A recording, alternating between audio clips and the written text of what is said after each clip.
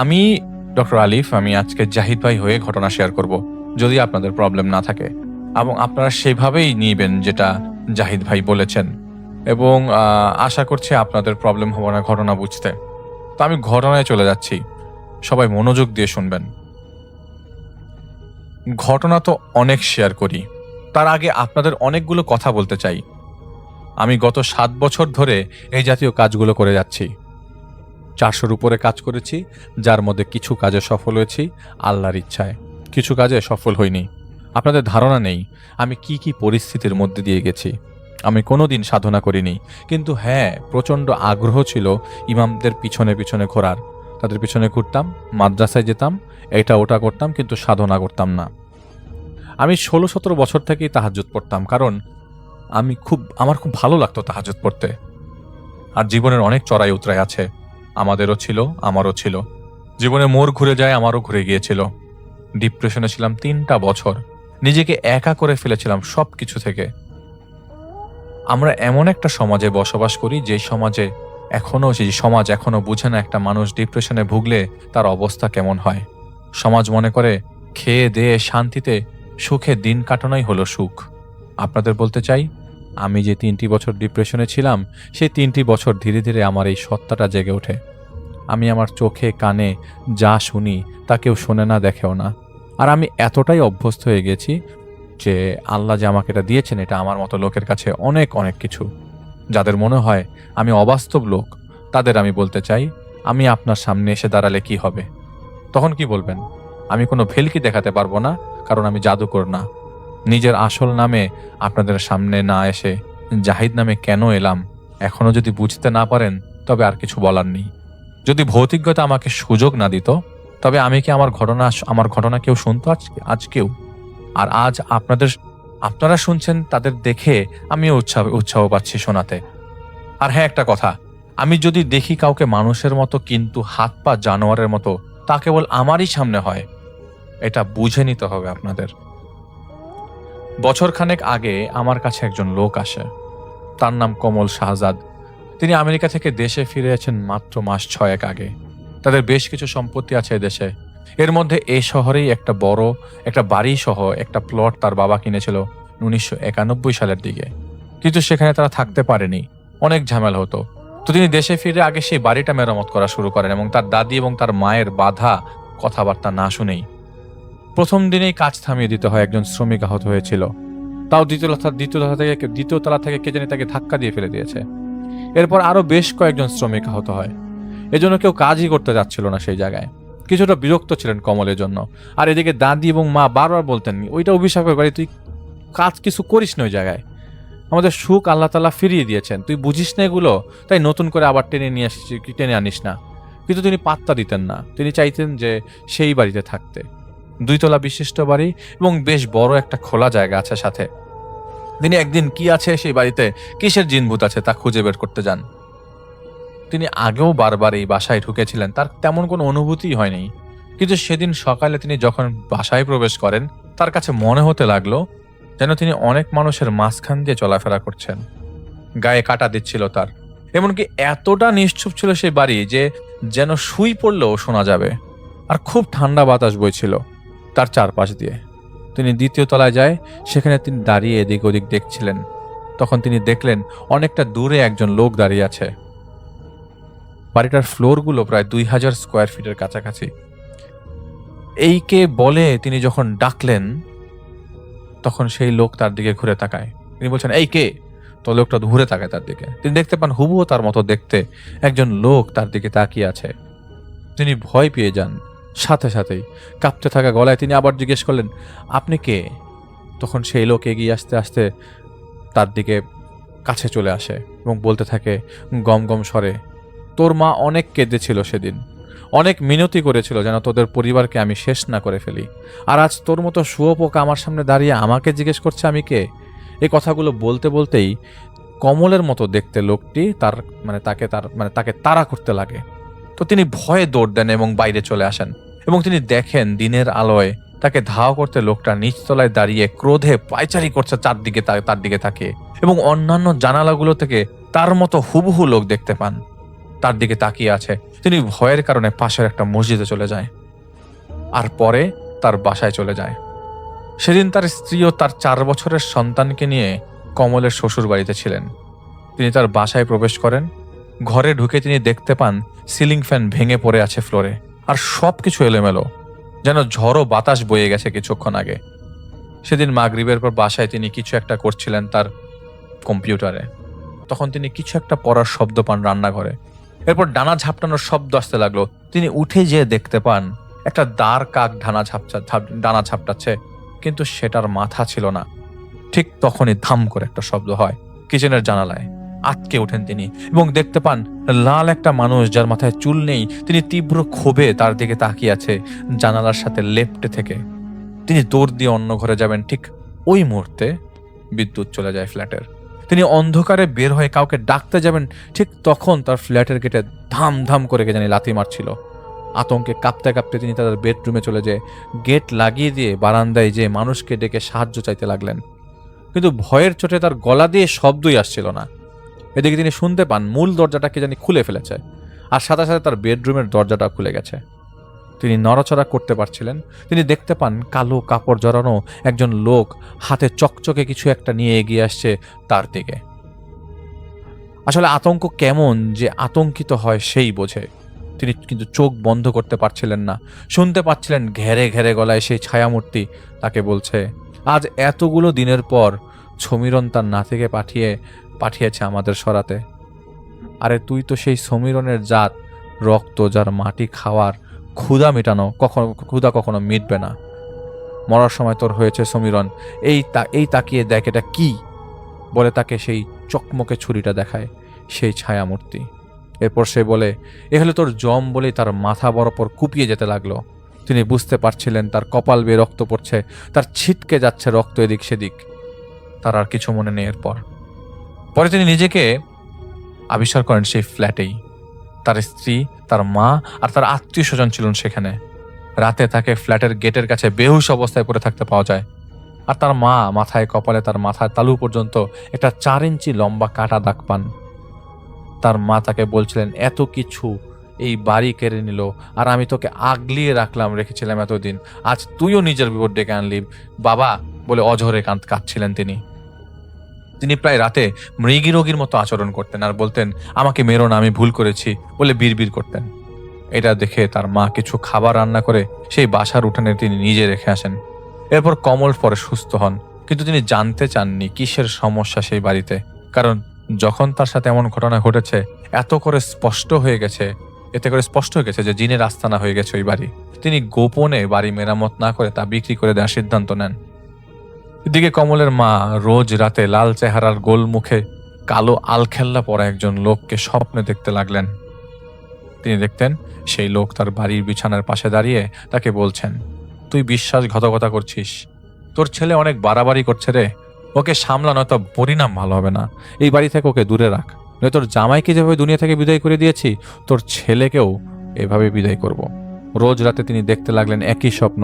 তিনি সব সময় কমকে বলেছেন, তুই কি কিছু করছিস বাবা, আমি কিন্তু রোজ রাতে খারাপ স্বপ্ন দেখি, আমাদের তো টাকা পয়সার অভাব নেই, তুই বাড়িটা থেকে দূরে থাক না বাবা। আর প্রতিবার তাকে মিথ্যা বলতো কমল, যে তিনি কিছুই করছেন না। এদিকে কমল নিজেও দেখছেন বাড়ি কেনার ব্যাপারে কারোরই তেমন আগ্রহ নেই। তাই তিনি ডেভেলপার কোম্পানির সাথে যোগাযোগ করে যাচ্ছিলেন এবং অনেক ঝামেলার পর একটা কোম্পানি রাজি হয়।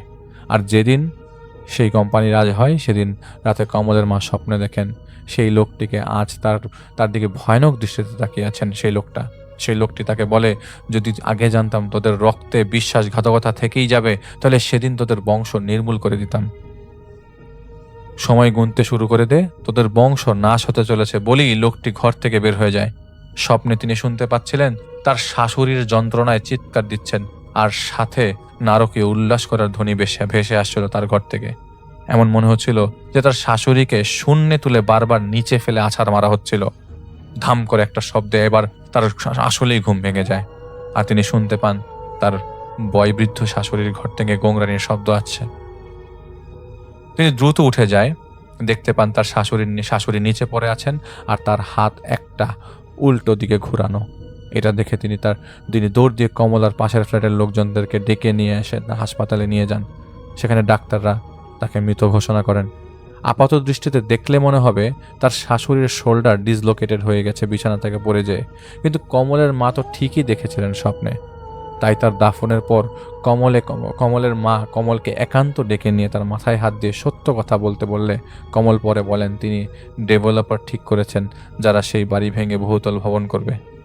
তখন কমলের মা কমলকে স্বপ্নের কথা বলেন এবং এটাও বলেন এইভাবেই তার বাবা মারা গিয়েছিলেন, যেভাবেই তার শাশুড়ি আজ মারা গেলেন। তিনি কমলকে ওয়াদা করান যেন সেই বাড়ির ব্যাপারে তিনি ভুলে যান এবং বিদেশে যেন চলে যায়। অনেক ভেবেচিন্তে তখন কমল তার মায়ের কথায় রাজি হয়, কিন্তু সেদিন রাতে স্বপ্নে সেই লোকটি আসে কালো কাপড় পরা, লাল চেহারার, এক টুকরা সাদা কাপড় রেখে যায় তার বিছানায়। এরপর ঘুম ভেঙে যায় তার। নামাজের জন্য উঠে বসবার সময় ঠিকই তিনি সেই কাপড়ের টুকরো দেখতে পান, 4 আঙ্গুল সাইজের কাপড়। এবার তিনি সেই কাপড় নিয়ে একজন হুজুরের কাছে যান এবং এখন পর্যন্ত হওয়া ঘটনাগুলো শেয়ার করেন। সেই হুজুর কাপড়টি তার কাছে রেখে দিয়ে পরদিন কমলের মাকে আসতে বলেন। পরদিন গেলে সেই হুজুর বলেন, দেখুন এই কাপড়টা সদ্য তুলে আনা কাফনের কাপড়। যেই জিন এটা করেছে সে খুব শক্তিশালী, সে আপনাকে ওয়ার্নিং দিচ্ছে বড় কোনো বিপদের। সেই হুজুর তাকে আরেকজনের ঠিকানা দিয়ে বলেন সেখানে একটু যোগাযোগ করুন, দেখুন সাহায্য পান কিনা। বেশ কয়েকদিন পর একটা পারিবারিক অনুষ্ঠানের জন্য কমল তার স্ত্রী সন্তান নিয়ে ময়মনসিংহ যান। সেখানে তারা 4 দিন ছিলেন। যেদিন তারা ফিরবেন তার আগের দিন রাতে কমলের মা আবারও স্বপ্ন দেখেন। এবার সেই লোকের কোলে ছিল তার নাতি, মানে কমলের সন্তান, ঘুমন্ত অবস্থায়। তিনি তাকে বলছিলেন, চালিয়ে যা তোর শত চেষ্টা, বরবাদ তোদের এবার করেই ছাড়বো।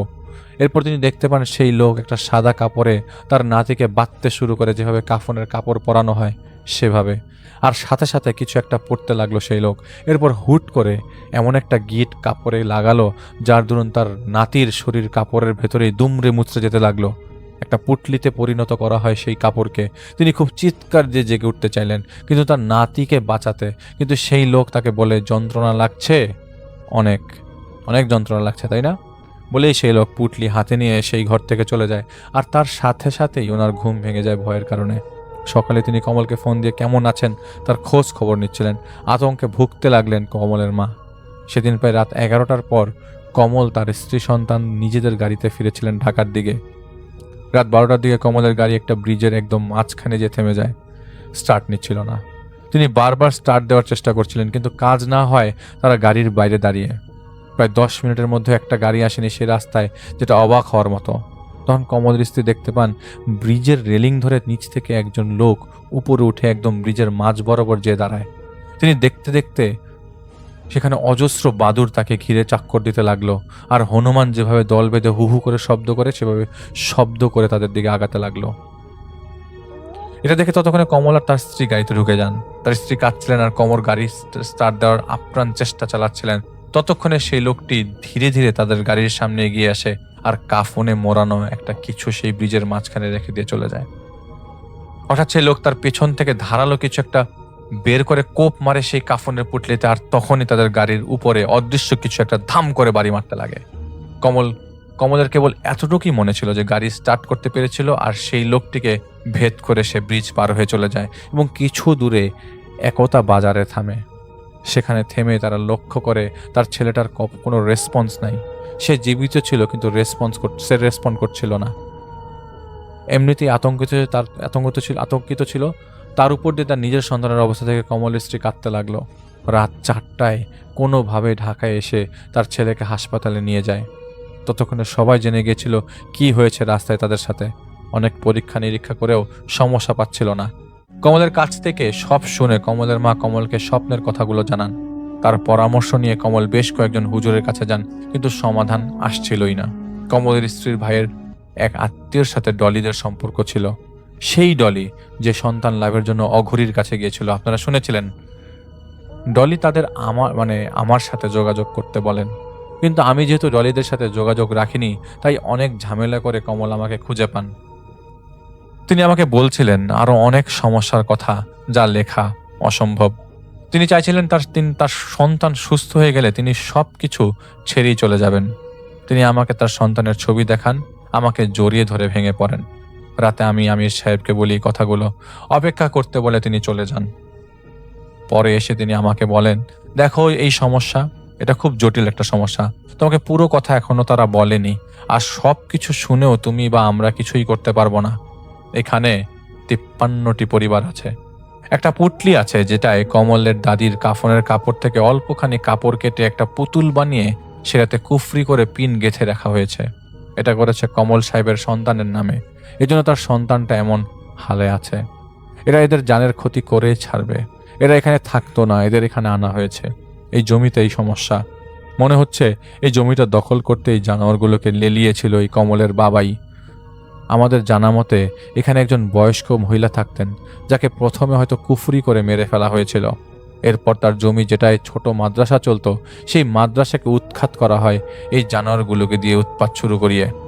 এরপর নামমাত্র মূল্যে সেই জমি কমলের বাবা বাগিয়েছিল।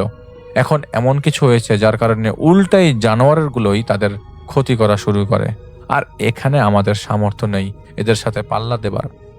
বাচ্চাটার নামে জাদুকরা পুতুলটি বাড়িতেই আছে, 2য় তলার একটা বাথরুমে, কিন্তু সেখান থেকে কে নিয়ে আসবে এটাই তো আসল কথা। যদি কেউ পারে তবে হয়তো সে পাগল লোক পারবে। তারা ইচ্ছা করে সেই বৃদ্ধ মহিলাকে মেরে ফেলেছে। আমাদের নিজেদের খুব খারাপ লেগেছে, কিন্তু শক্তি সামর্থ্য হিসাবে আমরা দুর্বল।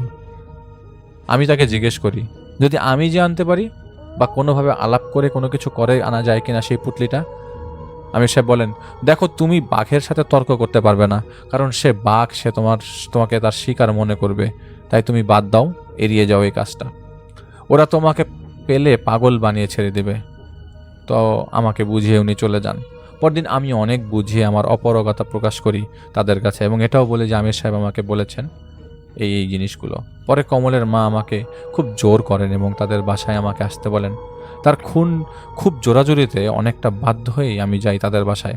আমি শুরুতেই তাকে না করে দিই যে আমার পক্ষে কিছু করা সম্ভব না। তখন তিনি আমাকে বলেন, বাবা তুমি যেই কথা বলেছো তা কথা জানার কথা, কারোর জানার কথা ছিল না। আমি শুধু তোমাকে পুরো সত্য কথাটুকু শোনাতে চাই।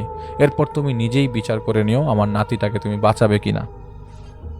কমলের মা বলতে লাগলেন, কমলের বাবার নাম কামাল লোহানী। তিনি পৈতৃক সূত্রে অনেক জমি জমার মালিক ছিলেন, কিন্তু তারপরও তার এই জমিটার উপর নজর ছিল। এই জমিটার একমাত্র মালিক ছিলেন সফেদা খাতুন, বৃদ্ধ একজন মহিলা। জমিটা বড় হওয়া এবং সোয়াব পাওয়ার আশায় তিনি বেশ কয়েকজন হুজুরকে মাদ্রাসা চালাতে দিয়েছিলেন। কোন রকম পাওয়ার আশায় তিনি কিন্তু কোন রকম ছাপরা ঘর তুলে মাদ্রাসা চলছিল সেখানে। অতি চালাক কামাল সক্ষতার গড়ে তোকে সেই বৃদ্ধার সাথে গড়ে তোলে আর কি। সক্ষতা খুব দেখভাল করতে লাগে এবং নিজের টাকা পয়সা ছাপরা ঘরে বদলে টিনের ঘর তুলে দেয়। তার এমন কর্মের কারণে সবাই তাকে খুব ভালোবাসত এবং অন্ধবিশ্বাস করত। এজন্য সেই বৃদ্ধা তাকে তার জমির দায়ভার দিয়ে ছিলেন সরল বিশ্বাসে, যেন তিনি মারা গেলে মাদ্রাসা যেন চলতে থাকে। কামাল এই সুযোগটাই নিয়েছিলেন। জমির দায়িত্ব বুঝে নিয়ে তিনি শিলং যান একজন তান্ত্রিকের কাছে। সেখানে গিয়ে তিনি প্রথমে সেই বৃদ্ধার নামে জাদু করেন। তিনি ফিরে এসে জানতে পারেন বৃদ্ধা মারা গেছে। সুচতুর এই লোকটা জমিও চাইছিলেন আর নিজের সৎ ইমেজটা ধরে রাখতে চেয়েছিলেন। এই জন্য তিনি সমারোহ করে 40 পালন করেন সেই বৃদ্ধ মহিলার জাবেদাত, আর মাদ্রাসার অনেক কিতাব এবং কিছু জিনিসপত্র দিয়ে দেন যাতে কেউ তাকে নিয়ে সন্দেহ না করে। এরপর তিনি আবার শিলং যান। সেই তান্ত্রিক দ্বারা 600 বা তার অধিক বছর পুরাতন এক শেরকি পদ্ধতিতে পুরো এই জিনের বংশের বেশ কয়েকজনকে শেরকি ক্ষমতার বলে সেই জমিতে আসতে বাধ্য করে এবং তাদের দিয়ে নিপীড়ন শুরু হয়ে যায় সেই মাদ্রাসার উপর। মানুষের গরু, ছাগল, বিভিন্ন পাখি প্রথম দিনের রাত পোহানোর পর জমিতে গেঁথে রাখা অবস্থায় মৃত পাওয়া যেত। এরপর রাতে সমানে টিনগুলোতে বাড়ি মারা হতো। এজন্য 2 দিন বিকেলেই মাদ্রাসা খালি হয়ে যায়, কারণ সেই সময়কালে প্রচণ্ডভাবে মানুষ ভয় পেয়েছিল এমন কর্মকাণ্ডে। পরে তিনি তার মতো করে হুজুর নিয়ে আসেন, কিন্তু তিনি তো জানতেন কেউ কিছু করতে পারবে না। এরপর সেই মাদ্রাসার হুজুরা চলে যেতে চাইলে তিনি তাদের কিছু টাকা পয়সা দিয়ে কিছু কাগজে সই নিয়ে নেন এবং সেই হুজুরা চলে যান সেই এলাকা ছেড়ে। এখন এই জমির মালিক কামাল হয়ে গেলেন। সেই কবিরাজকে পরে তিনি এনে সেই জিনগুলোকে বন্দি করে সেই জমির মাটিতে পুঁতে ফেলেন আর বাড়ি তৈরির কাজ শুরু করেন। বাড়ির কাজ প্রায় যেদিন শেষ সেদিন সকালবেলায় কবিরাজের মৃতদেহ পাওয়া যায় বাসার এলাকায়। তার লাশ এমন অবস্থায় ছিল যেন টেনে টেনে তার হাত পা আর মাথা কোনো প্রাণী ছিঁড়ে ফেলেছে। এতে তেমন ভ্রুক্ষেপ ছিল না ওনার। ওনার মনে। কিন্তু সেদিন রাতে তার ঘুম ভেঙে যায় দরজা পেটানোর শব্দে। এমনভাবে পেটাচ্ছিল, সেই দরজা যাতে মনে হচ্ছিল ভেঙে ফেলতে চাইছে কেউ। তিনি একটা লাঠি নিয়ে সেই দরজার পাশে দাঁড়ান। তিনি দাঁড়ালে দরজা পেটানোর শব্দ থেমে যায়, আর তিনি শুনতে পান কুকুরের ঘ্যার ঘ্যার শব্দ, যেখানে কুকুরগুলো তাকে শাসাচ্ছে। ঠিক তখন তার সামনে একটা কাটা হাত পাশে থাকা রান্নাঘরের জানালা থেকে কেউ ছুঁড়ে মারে। সেই হাতটা সোজা এসে তার শরীরের উপর পড়ে আর টিকটিকির লেজের মতো করে লাফাতে থাকে। এটা দেখে দৌড়ে তিনি তার স্ত্রী আর ছোট কমলকে নিয়ে বেডরুমের দরজা লাগিয়ে দোয়া দুরুদ পড়তে পড়তে রাত কাটিয়ে দেন। এদিকে বাড়ির বাইরে তখন হনুমান যেভাবে হু হু করে, ঠিক সেভাবে প্রচণ্ড শব্দ হতে লাগলো। সাথে হাতুড়ি দিয়ে দেয়াল পেটানোর শব্দ আসছিল। সেই রাত পোহানোর পর বাইরে বের হয়ে কামাল সাহেব দেখতে পান রাতে যেখানে একটা কাটা হাত তার উপর কেউ ছুঁড়ে মেরেছিল, সেখানে একটা কালো বিড়াল মাথাবিহীন অবস্থায় পড়ে আছে। এই অবস্থায় কামাল সাহেব বুঝে গিয়েছিলেন কে কেন এগুলো করছে। এই জন্য তিনি তার স্ত্রীকে বাড়ি পাঠিয়ে দেন এবং একটা বোর্ডিংয়ে যেয়ে ওঠেন। মাঝখানে কয়েকদিন কিছু হয়নি। মাসখানেক পর তিনি তার স্ত্রী সহ সেই বাড়িটিতে উঠেন। সাথে তার একটা দূর সম্পর্কে ভাতিজি ছিলেন দেখাশোনার অন্যান্য কাজের জন্য। একদিন চলে যায়, কোনো সমস্যা নেই। পরের দিন রাতে কামাল সাহেবের রাতে ঘুম ভেঙে যায় রান্নাঘর থেকে বীভৎস কিছু শব্দ শুনে। তিনি উঠে যেয়ে চেক করতে যান কোনো সমস্যা কিনা। হাতে ছিল তখনকার আমাদের বড় ব্যাটারির টর্চ। তিনি রান্নাঘরে যে দেখতে পান পুরো ফ্লোরের ছিটা ছিটা রক্ত আর বেশ কিছু চুল পড়ে আছে। আর ঠিক তখন তিনি শুনতে পান, ও কাকা, আমারে বাঁচাও, তার ভাতিজি বলল পেছন থেকে। তিনি দেখতে পাচ্ছেন তার বেডরুমের পাশের রুম থেকে তার ভাতিজি খুঁড়িয়ে খুঁড়িয়ে হাঁটছে। টর্চ মেরে তিনি দেখতে পান তার ভাতিজির এক পায়ের গোড়ালি সম্পূর্ণ আলাদা, বিচ্ছিন্ন হয়ে চামড়ার সাথে ঝুলে আছে। তিনি ভয়ে পেছনের দিকে এক পা দিতেই পড়ে যান পিছলে, আর সাথে সাথে টর্চটা অন হয়ে যায়। টর্চের মৃদু আলোতে তিনি দেখছিলেন তার ভাতিজি কাঁদছে আর তার দিকে এগিয়ে আসছে। আর ঠিক তখনই তার ভাতিজির পেছন থেকে একটা বিশাল দেহের একজন লোক পেছন থেকে কিছুটা দিয়ে আঘাত করে তার ভাতিজিকে নিচে ফেলে পৈশাচিক ভঙ্গিতে তার অন্য একটা পা মোচড়ে মোচড়ে টেনে বিচ্ছিন্ন করে ফেলে। কামাল সাহেবের মুখ দিয়ে কোনো শব্দ আসছিল না। তিনি দেখেন সেই বিশাল দেহে জীব তার ভাতিজির ছেঁড়া পা তার দিকে ছুঁড়ে ফেলেছে। সেই অবস্থায় এবার হাসতে হাসতে তার ভাতিজি ভয়ানকভাবে ক্রল করে তার দিকে এগিয়ে আসতে থাকে আর বলতে থাকে, ও কাকা, আমারে বাঁচাও না। যখন তার ভাতিজি কামাল সাহেবের কাছ থেকে 10-12 হাত দূরে ছিল, সেই জিপটি এবার পুনরায় এসে টেনে হিঁচড়ে তার ভাতিজির 2 হাত এবার ছিঁড়ে ফিরে উল্লাস করে শুরু করে দেয়। আর তিনি দেখতে পান এবার তার ভাতিজির মৃত্যু যন্ত্রণায় কাঁপতে কাঁপতে মারা যায় তার সামনে।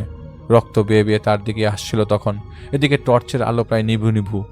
তিনি সম্ভিত ফিরে পেয়ে টর্চ হাতে নিয়ে তার রান্নাঘর থেকে বটি নিয়ে হাতে নিয়ে চিৎকার করতে করতে তার ভাতিজির লাশকে টপকে যেতে লাগলেন তার স্ত্রী সন্তানের কাছে। ঠিক তখন তার একটা পা তার ভাতিজি কামড়ে ধরে। তিনি তাকিয়ে দেখতে পান তার ভাতিজি বড় বড় চোখ করে তার দিকে তাকিয়ে আছে আর তার পা ধরে কামড়ে আছে। তিনি আতঙ্কে পা ঝাঁকাতে লাগলেন। ঠিক তখন তার ভাতিজি তার পায়ে মরণ কামড় দিয়ে দেয়, যার ফলে তার আর কিছু মনে ছিল না। সকালে তার জ্ঞান ফেরে। তিনি দেখেন তার ভাতিজি, তার স্ত্রী সবাই ভালো আর সুস্থ আছেন। সাথে তাদের অনেক আত্মীয় এসেছিলেন তাকে দেখতে। তার স্ত্রী তাকে বলেন রাতে তার চিৎকার শুনে তাদের ঘুম ভেঙে যায়। আর তখনই তিনি আর তার ভাতিজি দেখতে পান কামাল নাকি নিজের পায়ে নিজের অজান্তেই বটি ঢুকিয়ে ফেলেছেন। এরপর তিনি নাকি জ্ঞান হারিয়ে ফেলেছেন। তার স্ত্রী জিজ্ঞেস করে, অত রাতে বটি নিয়ে কি করছিলেন তিনি? তখন তিনি একটা বাহানা দিয়ে এড়িয়ে যান আর এটা বলেন টর্চের আলো কমে যাওয়ায় খেয়াল করেননি তিনি, আর ভুলে পা তার বটির উপর পাকে পড়েছে। সেদিন রাতে কমল সাহেব স্বপ্নে দেখতে পান সেই কবিরাজ যাকে দিয়ে তিনি এই জানোয়ারগুলোকে লেলিয়ে দিয়েছিলেন, সেই কবিরাজ রক্তাক্ত অবস্থায় গড়িয়ে গড়িয়ে তার কাছে এসছে আর তাকে বলছে, হারামজাদা, লোভে পড়লি তুই, সব কিছু করালি তুই, আর দেখ আমার আজ কি অবস্থা। বলতে বলতে সেই কবিরাজ তার বিছানার কাছে এসে পড়ে আর তাকে তার 2 হাত দেখাতে থাকে, যেখানে তার কবজিগুলো বিচ্ছিন্ন হয়ে ঝুলছিল। সে কবিরাজ কিছু বলতে যাবে, ঠিক তখন সেই বিশাল দেহী লোকটি সেই কবিরাজের মাথা চেপে ধরে এবং টেনে হিচড়ে তার মাথা শরীর থেকে আলাদা করে দেয়। এবার সেই জীব তাকে বলে, এ তো শুরু, মাত্র এ তো সবে শুরু বলে সেই জীবটা বের হয়ে যায়। তিনি স্বপ্নে দেখছিলেন এগুলো। এবার তিনি জেগে যান বাস্তবে, আর তিনি ধস্তাধস্তির শব্দ শুনতে পাচ্ছিলেন আর পাশে তার স্ত্রী ছিল না। এই জন্য তিনি ভয় পেয়ে রুম থেকে বের হয়ে যান। তিনি রীতিমতো শক্ত হয়ে যান পাথরের মতো। তিনি দেখতে লাগলেন অন্ধকারের মধ্যে একটা বিশাল জীব তার ভাতিজিকে 2 পা উল্টো করে ধরে তার মাথাটাকে সজোরে ফ্লোরে আছাড় মারছিল, যতক্ষণ পর্যন্ত তার ভাতিজি নিথর না হয়ে যাচ্ছিল। এরপর সেই জীব একটা কাফনের কাপড় তার ভাতিজিকে পরিয়ে দেয়। এরপর সেই লাশ কাঁধে নিয়ে দেয়ালে মিশে যায়। সেদিন সকালে তার জ্ঞান ফিরিয়ে আনা হলে তিনি বাসা থেকে সবাইকে যা যা পর পারে নিয়ে বের হয়ে যেতে বলে। একটা ভ্যানে যখন কাপড়ের ব্যাগ উঠানো হচ্ছিল তখন কামাল বলে এটা একটা চিৎকারের শব্দ আসে ছাদ থেকে। সেখানে উপস্থিত সবাই দেখেছিলেন তার ভাতিজি ছাদে দাঁড়িয়ে আছে। কোথায় যাচ্ছিস? তুই যাবি কত দূর? তোকে তোর বংশকে পিষে না ফেলে দিয়ে যাব না কোথাও, কিন্তু আজ তোকে একটা উপহার দিতে চাই। দেখ।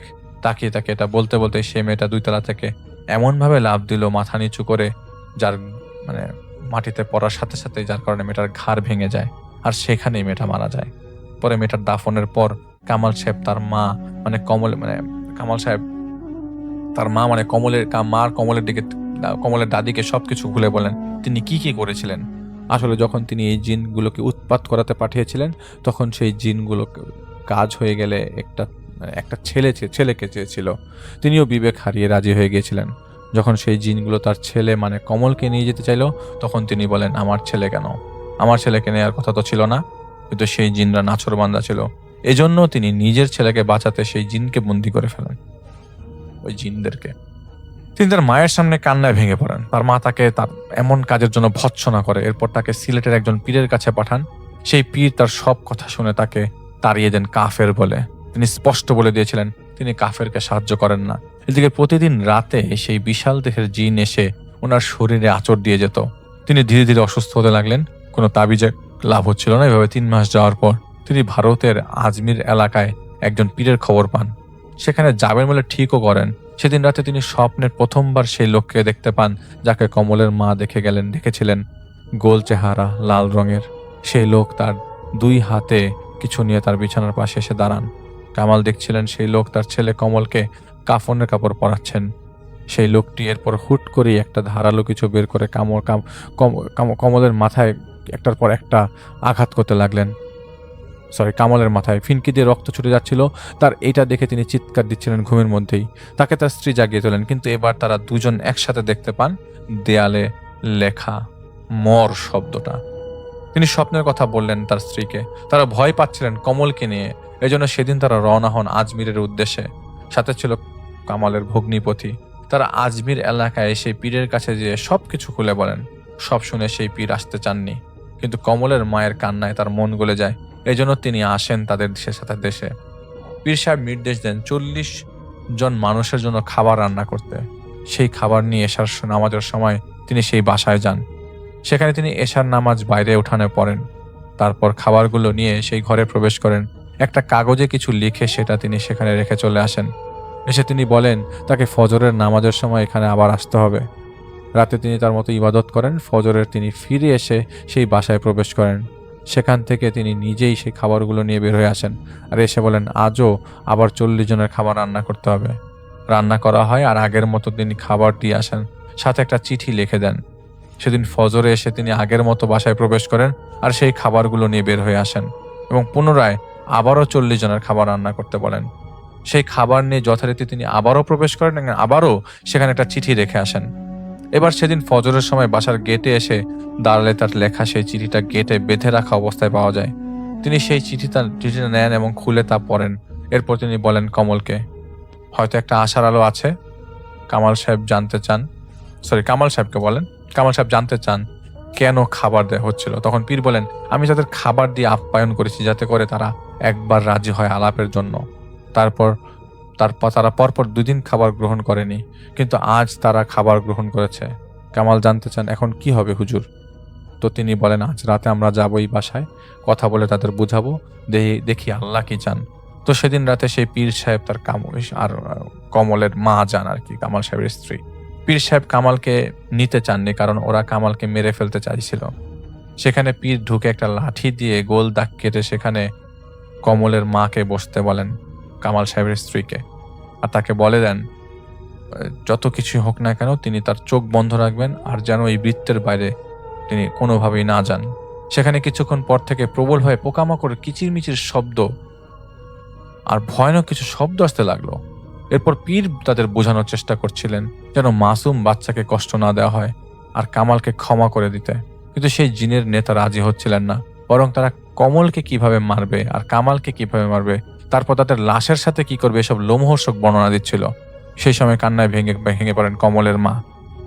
তিনি বারবার তাদেরকে বলছিলেন তাদের পরিবারকে ক্ষমা করে দিতে, কিন্তু কিছুক্ষণ পর বজ্রপাতের মতো বিকট একটা শব্দ হয়, যার কারণে কমলের মা ভয় পেয়ে সেখান থেকে দৌড় দিয়ে বেরিয়ে যান। বাইরে অপেক্ষা করছিলেন তাদের সাথে আসা কমলের মামা, মানে ভগ্নিপতি যে, তিনি তাকে ধরে ফেলেন। ভয়ের কারণে তিনি কথা বলতে পারছিলেন না। তাকে শান্ত করেন তার ভাই, আর তখন তিনি বলেন ভেতরে কি কি হচ্ছিল তা। আর তখন পীর সাহেব বের হয়ে আসেন। তার হাতে ছিল কাফনের পুটলি আর একটা মাথার খুলি মানুষের। পীর সাহেব পরে সেই খুলি মাটিতে পুঁতে দেন, পুটলিটা পুড়িয়ে দেন, আর শুধু এতটুকু বলেন পেছনে যা হয়েছে তা ভুলে যাও, এই বাড়ির কথা ভুলে যাও, তোমাদের ছেলেকে ওরা কিছু করবে না, আজ থেকে এই বাড়িতে ওরা থাকবে, ভবিষ্যতে এই বাড়ি নিয়ে কোনো ধরনের চিন্তা তোমরা করবে না, না হলে বিপদে পড়তে হবে তোমাদের। এরপর থেকে আর কোনো ঝামেলা তাদের হয়নি। আর এখন সেই সমঝোতা আমার ছেলে ভেঙে ফেলেছে। আমার 4 বছরের মাসুম একটা নাতি যেখানে যেমন বিপদে, সেভাবে আমার পুরো পরিবার বিপদে। আমার শাশুড়িকে মেরে ফেলেছে, আমার নাতি জ্ঞানহীন। এটা কামাল সাহেবের স্ত্রী মানে কমলের মা বলছে, কোনদিন না যেন আমাকে মেরে ফেলে বলে তিনি কাঁদছিলেন। জাহিদ ভাই মানে আমি তাকে বলি, তাহলে সেই পীরের সাথে যোগাযোগ করুন, দেখুন না কি হয়। তখন তিনি আমাকে বলেন সেই পীর সাহেব জীবিত নেই এখন। এরপর তিনি আমাকে খুব রিকোয়েস্ট করেন আমার হাত ধরে। উনি ভেবেছিলেন যেহেতু একজন জিনের সাথে আমার সম্পর্ক আছে, তাই হয়তো জিন দিয়ে জিনের সমস্যাটা মিটমাট করতে। আমি তাকে বলি আমাকে তো তারা না করে দিয়েছেন, আমির সাহেব না করে দিয়েছেন, আচ্ছা দেখি কি হয় বলে আমি বের হয়ে আসি। আর কমলকে নিয়ে হাসপাতালে যেয়ে তার সন্তানকে দেখে আসি। বাচ্চাটার মায়া ভরা মুখটা মাথা ঘুরছিল, আর আমি এমনিতেই ইমোশনাল। আমার বিবেক আমাকে খারাও কিছু করতে দেয় না। তাই আমি আবার ঠিকানা নেই কমলের কাছ থেকে সেই বাসার, এবং সেই বাসার সামনে যাই। সত্যি বলতে পুরো বাড়িটা বাইরে থেকে দেখে একবার ঢুক গিলতে বাধ্য হলাম, ভয় লাগছিল। আমি ধীরে ধীরে যাচ্ছিলাম মূল গেটের দিকে। তখন রাত 8টা বাজে। আমি দাঁড়িয়ে দাঁড়িয়ে ভাবছিলাম যাবো কি যাব না ভেতরে, আর পকেট থেকে রিংটা বের করে পড়তে যাচ্ছিলাম। আর ঠিক তখন আমার পাশেই 5-6 হাত দূরে থাকা একটা জানালায় ধাম করে একটা শব্দ হয়ে জানি হকচকিত হয়ে যায়। আমি দেখতে পাচ্ছিলাম ভেতরে কেউ দাঁড়িয়ে আমার দিকে তাকিয়ে আছে। এটা সে বুঝে গিয়েছিল যে আমি তাকে দেখতে পাচ্ছি। আমি তখন শুনতে পেলাম হু হু করার শব্দ, আর 2 তলা থেকে ধপ করে অনেক লোকের নামার শব্দ আসছিল। বাড়ি কিন্তু খালি। এটা বুঝে ফেলায় আমি অনেকটা দৌড় দিয়ে বের হয়ে যাই সে বাড়ি থেকে, আর নিজের বাসায় ফিরে আসি। রাস্তায় যখন আমি হাঁটছিলাম আমার মনে হচ্ছিল আমার পিছনে কেউ হাঁটছে। পরে গাছগুলোতে মনে হচ্ছিল কেউ বসে আছে, এক গাছ থেকে আরেক গাছে যাচ্ছে। হালকা একটু পিছনে তাকিয়ে দেখতে পেয়ে অনেকগুলো কুকুর লাইন ধরে দাঁড়িয়ে আছে। আর তখনই বিদ্যুৎ চলে যায়। প্রচুর শব্দ আমার কানে আসতে লাগলো, ব্যাঙ এবং ঝিঝি পোকার, আর আমার চারপাশে এটা ওটার পড়ার শব্দ। আমি রিংটা হাতে পরে ফোনের ফ্ল্যাশটা অন করে দেওয়ার পর আর কোনো কিছুই টের পাচ্ছিলাম না, এবং সে কুকুরগুলো ছিল না। আমি তো জানতাম কে এসেছে পেছন পেছন। এরপর আমি বাসায় পৌঁছাই। আসলে কি অনেক সময় সিচুয়েশন আপনা আপনি তৈরি হয়ে যায়। সেদিন আমি বাসায় একা ছিলাম, আর কেউ ছিল না, আর মনটা খুব অস্থির লাগছিল। কান্না আসতে চাইছিল কেন যেন। সেদিন আমার বাবার কথা খুব মনে পড়ছিল। আমি ঘর গুছিয়ে রাখতে পছন্দ করি, তাই মন ঘোরানোর জন্য সেইগুলোই করছিলাম। তখন অশান্তির জ্বালায় আমি নামাজে দাঁড়িয়ে যাই, কিন্তু এত কাঁদছিলাম যার জন্য দাঁড়ানো অবস্থায় বসে পড়েছিলাম, কারণ আমার মনে হচ্ছিল সেই মুহূর্তগুলো যখন আমি বাবাকে হারিয়েছিলাম।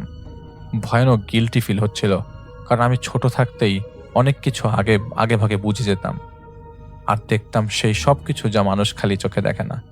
কিন্তু ভয় লাগতো না, মনে হতো কিছুই না, মনে হতো জীবনটাই কার্টুন, কারণ তখন 13 বছরের একটা ছেলে আমি। সেদিন আমার বাবা মারা যাওয়ার 30 মিনিট আগে বুঝতে পেরেছিলাম আমার বাবা মারা যাবে, যেটা এখনো আমি বুঝি। আমি তো ছোট ছেলে, তাই বুঝতেও পারিনি কি করব। আমার বাবা একদম সুস্থ ছিলেন, কিন্তু শেষে তাই হলো যা বুঝতে পেরেছিলাম। এজন্য আজও নিজেকে দায়ী মনে হয় অনেক সময়।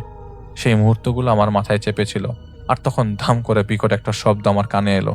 আর কিছু বুঝে ওঠার আগেই কোনো কিছু তার এক হাত দিয়ে আমার চেহারাটা ধরে অন্য হাত দিয়ে দেয়ালে ঠেসে ধরে। আমি বেশ কয়েকবার দেয়ালের সাথে আমাকে ধাক্কা দিয়ে নিচে ফেলে দেয়। আমি নিচে পড়েছিলাম, কিন্তু আমি শুনছিলাম কেউ বলছে, কত বড় হারামি এটা।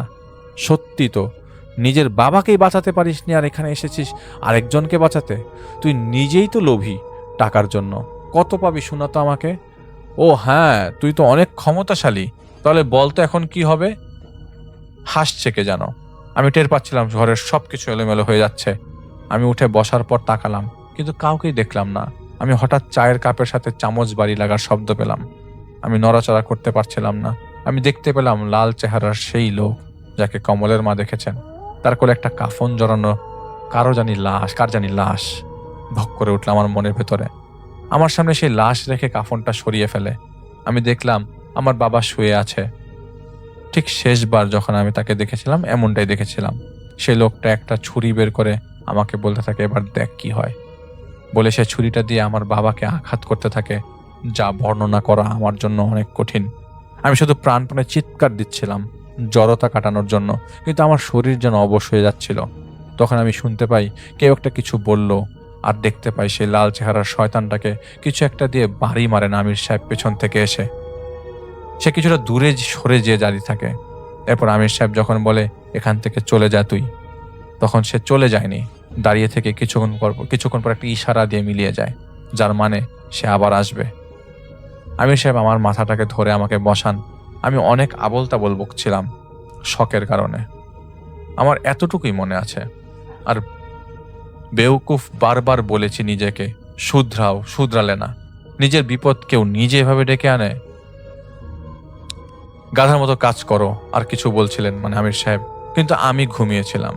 সকালে ঘুম ভেঙে যায়, মাথাটা প্রচন্ড ভার দিয়ে চক্কর দিচ্ছে, কিন্তু রাতের ঘোর কাটেনি। বারবার এই বিভৎস দৃশ্যটুকু মনে পড়ছিল আমার। সারা রাত দুপুর কেঁদেছি অপরাধ বোধে, কিন্তু বিকেলবেলা মনের ভেতর এত রাগ বেড়ে গেছিল যা বলে বোঝাতে পারবো না। তখন এই ব্যাপারটা কমলদের একার ছিল না। নিজের বাবাকে নিয়ে তামাশা করলে যেমন কেউ বসে থাকবে না, তখন আমি কিভাবে বসে থাকবো? সন্ধ্যায় আমির সাহেব আমাকে বলে যে আমার সাথে চলুন, আর যা হওয়ার হবে। মানে আমি আমির সাহেবকে বলি যে আমার সাথে চলেন, যা হওয়ার হবে, আর যেই থাকুক ওকে শিক্ষা দিয়ে ছাড়বো। উনি বলে, বোকার মতো আচরণ করো না, তুমি জানো না ওদের আমরা সরাতে পারবো না, শুধু শুধু দুশ্মনী বাড়িও না। কিন্তু আমি ওনাকে কনভিন্স করার আপ্রাণ চেষ্টা করি। তিনি আমাকে বলেন, কি করবে তুমি? তোমাকে যদি দুইটা কুকুর ধাওয়া দেয় তাহলে তাদের সাথে তুমি পারবে না, আর এরা তো জাহিল। আমি তাকে বলি, আমি জানি না। আমি তাকে বলি, আজ যদি আমি উত্তর না দিই তাহলে পরে আরো কিছু ঘটাবে এরা। এরপর তিনি বলেন, আচ্ছা ঠিক আছে, রাগ ভালো না, আমার মতো লোকের জন্য ভালো না, তাও আমি যাই সেখানে। আমি এতটাই ক্ষিপ্ত ছিলাম, আমির সাহেব আসার আগেই আমি সেই বাড়িতে ঢুকে যাই। আমার সাথে ছিল জমজমের পানি এবং কেরোসিন তেল। তেল আমি বাইরে রেখে জমজমের পানিটা লুকিয়ে নিয়ে ঢুকি, আর সোজা 2 তলায় চলে যাই। আমার চারদিকে শুধু কালো কাপড় পরা অনেক অনেক লোক। আমি ভয় পাচ্ছিলাম না, উল্টা জোর পাচ্ছিলাম অনেক। 2য় তলায় একটা জায়গায় আমি বসে পড়ি। তখন আমি একটা তালির শব্দ শুনতে পাচ্ছিলাম। তালির শব্দ ক্রমশ আমার দিকে আসছে। আমি এবার দেখলাম সেই লাল চেহারার লোকটা আমাকে দেখে হাসছে, আমার ডান পাশে দাঁড়িয়ে। সে কয়েকজনের নাম ধরে ডাক দিল আর বলল, চাপাতি ছুরি যা যাচ্ছে নিয়ে আয়, আজ এই হারামজাদাকে টুকরো টুকরো করব। বলার সাথে সাথে আমি পানি ছুঁড়ে মারি তাদের দিকে, আর সেই পানি লাগার কারণে সে ছিটকে নিচে নেমে যায়। আর তখন যেন সারা বাড়িটা কাঁপতে শুরু করে। এক ঝাঁক বাদুড় আমাকে ঘিরে ধরে। আঁচড় লাগছিল আর কামড় খাচ্ছিলাম। কোনোভাবে নিচে নামার সময় আমি পড়ে যে ব্যথা পাই, ততক্ষণে আমাকে বাদুড়ের সাথে সাথে 3-4 ফুট আকৃতির কালো কাপড় পরা ছায়া ধরার চেষ্টা করছিল। এদিকে নিচে নেমে দেখতে পাই গেট লাগানো, আর মনে হচ্ছিল মাথার উপরের ফ্লোরে অনেকগুলা লোক ধপাধপ করছে আর নিচে নেমে আসছে। আমি নিচতলার একটা ঘরে দরজার সামনে দাঁড়িয়ে সেই ঘরের ভেতরে জমজমের পানি ছিটিয়ে দিই, যাতে করে এই ঘরে ওরা ঢুকতে না পারে। কিন্তু ভুলে গিয়েছিলাম যেখানে দাঁড়িয়ে আছে সেখানে ছিটাতে। তখন দেখলাম এই বাড়ি দখলে রাখা সেই জিনদের নেতা, লাল চেহারার সেই লোক বিকটভাবে আমার সামনে আমার দিকে তাকিয়ে ফুঁসছিল, আর তার পেছনে অজস্র কালো ছায়ামূর্তি এমনভাবে নড়াচড়া করছিল যে সাধারণ কেউ দেখলে জ্ঞান হারিয়ে ফেলবে। অতি আত্মবিশ্বাস নিয়ে আমি চ্যালেঞ্জ ছুড়ে দিই, আয় পারলে কিছু করে দেখা আমাকে। সেই সময় আমার ডান হাত দরজায় চিপায় ছিল, যা আমি লক্ষ্য করি নাই। তখন সে বলে, আচ্ছা তাই নাকি, বলেই সেই হাততালি দেয়, আর সপাটে গেটটা আমার মুখের উপর বন্ধ হয়ে যায়। আর গেটের চিপায় চাপা লেগে ডান হাতের ছোট আঙ্গুল জয়েন্ট থেকে ভেঙে যায়, ঝুলে পড়ে। আমি সমানে চিৎকার দিচ্ছিলাম যন্ত্রণায়, ভীষণ ব্যথা, ভীষণ। এদিকে সেই দরজা খুলে যায়, কিন্তু কেউ প্রবেশ করতে পারছিল না, পানি ছিটানো থাকায়। মনে ছিল আমাকে ওরা পেলে ছিঁড়ে ফেলবে। সেই সময় সেই লাল চেহারার জিন যে ছিল তাদের নেতা সে দরজার সামনে এসে দাঁড়ায়, আমাকে দেখতে থাকে। এদিকে ব্যথার সাথে তীব্রভাবে ফুলে ওঠে আমার ডান হাতের ভাঙা ছোট আঙ্গুলের জয়েন্ট, সেই লাল চেহারার জিন সেখানে দাঁড়িয়ে রইল তখনও। ব্যথায় কাতর হয়ে বসে পড়ি আমি। তখন সে আমাকে একটা কাচের টুকরো ছুঁড়ে মারে আর ইশারা দিয়ে বলে, এটা দিয়ে আমি নিজের গলা যেন নিজেই কেটে ফেলি। হাতের ব্যথা খুব বেড়ে গিয়েছিল। উপায়ন্তর না দেখে সেই কাচের টুকরো দিয়ে চোখ বন্ধ করে ফুলে যাওয়া জায়গাটা কেটে ফেলি। সে কাটার দাগ এখনো আছে। অনেকক্ষণ হয়ে গিয়েছিল, কথা বলার শক্তি পাচ্ছিলাম না। হাত পুরো ঠান্ডা হয়ে গিয়েছিল আর আড়ষ্ট হয়েছিল। সেই সময়ে সেই ঘরে প্রবেশ করেন আমির সাহেব। উনি পরীক্ষা করেছিলেন আমি ঠিক আছি কিনা। এরপর একটা কাপড় দিয়ে আরেকটা আঙ্গুলের সাথে ভাঙ্গা আঙ্গুলটা বেঁধে দেন। আমার শরীর ঠান্ডা হয়ে গিয়েছিল। তিনি আমাকে তুলে দাঁড় করান এবং আমাকে নিয়ে বের হয়ে আসেন গেট দিয়ে। এদিকে তখন ইটের ছোট ছোট নুড়ির মতো টুকরো বালু এদিক ওদিক ছুঁড়ে মারছিল। গেট দিয়ে বের হয়ে চলে আসার সময় সেই নেতা পিছন থেকে বলে উঠে, আরে কাপুরুষ যাচ্ছিস? বাহাদুরি কি শেষ? যা যা চলে যা। কিন্তু আমি যাব এখন একজনের কাছে, তোর খুব কাছের মানুষ। দেখা দিয়ে আসবো আর তোর কথা বলবো কত বড় বাহাদুর তুই, তার জানা দরকার। আমির সাহেব আমাকে বলেন, কিছু কি করতে পারবে? আমি বললাম, কি? উনি আমাকে বলেন, যা করতে এসেছি তা করেই যাব। দ্বিতীয় তলায় তুমি উঠে সোজা হেঁটে যাবে। ফাঁকা ডাইনিং পার হওয়ার পরে বাম দিকের প্রথম ঘর হলো রান্নাঘর। সেখানে পুটলিটা আছে, নিয়ে নেমে আসো। তার আগে এই বাড়িতে আগুন লাগিয়ে দাও। ভেতরে ঢুকো, সেই কেরোসিন তুমি নিয়ে এসেছো তা ছিটিয়ে দাও। আগুন আপনা আপনি জ্বলে উঠবে। আমি বাম হাত দিয়ে কেরোসিনের বোতল নিয়ে ঢুকি এবং ছিটাতে শুরু করি। আর আমির সাহেব সূরা মুজাম্মিল পাঠ করতে শুরু করেন। আমি তেল ছিটানোর সময় আবারও বাদুর আমাকে মানে চারিপাশে ঘিরে ধরে, কামড়াতে শুরু করে। আমি ঠিকই উপরে উঠে যাই। হাতের ব্যথায় কথা বেমালুম মনে ছিল না, কিন্তু প্রচন্ড জোশ কাজ করছিল আমার ভেতরে। দ্বিতীয় তলায় উঠে আমি সেই ডাইনিং এর সামনে আসতে দেখি 3-4 ফুট আকৃতির কিছু লোক দাঁড়িয়ে আমাকে শাসাচ্ছে। কিন্তু আমি ঠিকই সেই ঘরে ঢুকে যাই তেল ছিটাতে ছিটাতে, আর একটা পুটলি খুঁজে পাই সাদা রঙের। সেটা নিয়ে নিচে নেমে এসে দেখতে পাই কালো কালো ছায়ায় ভরপুর নিচতলা। আর একটা আগুনের ফুলকি নিচে পড়লো উপর থেকে কেরোসিনের উপর, যার জন্য একটুখানি ধাউ ধাউ করে আগুন জ্বলে উঠল। সেই আগুনের আলোতে দেখছিলাম সেই কালো ছায়ার মতো জিনগুলোর মুখ দিয়ে লালা ঝরছে আর তাদের নেতা দাঁড়িয়ে আছে। ততক্ষণে আগুন আবার নিভে যায়। এবার সেই নেতা হুমকি দিতে শুরু করে যে, আমির সাহেব বলেন, তুই চুপ কর জাহেল, তোকে এখান থেকে বিদায় করতে আসিনি, এসেছি তোর জাহেলি কাজের উচিত শিক্ষা দিতে।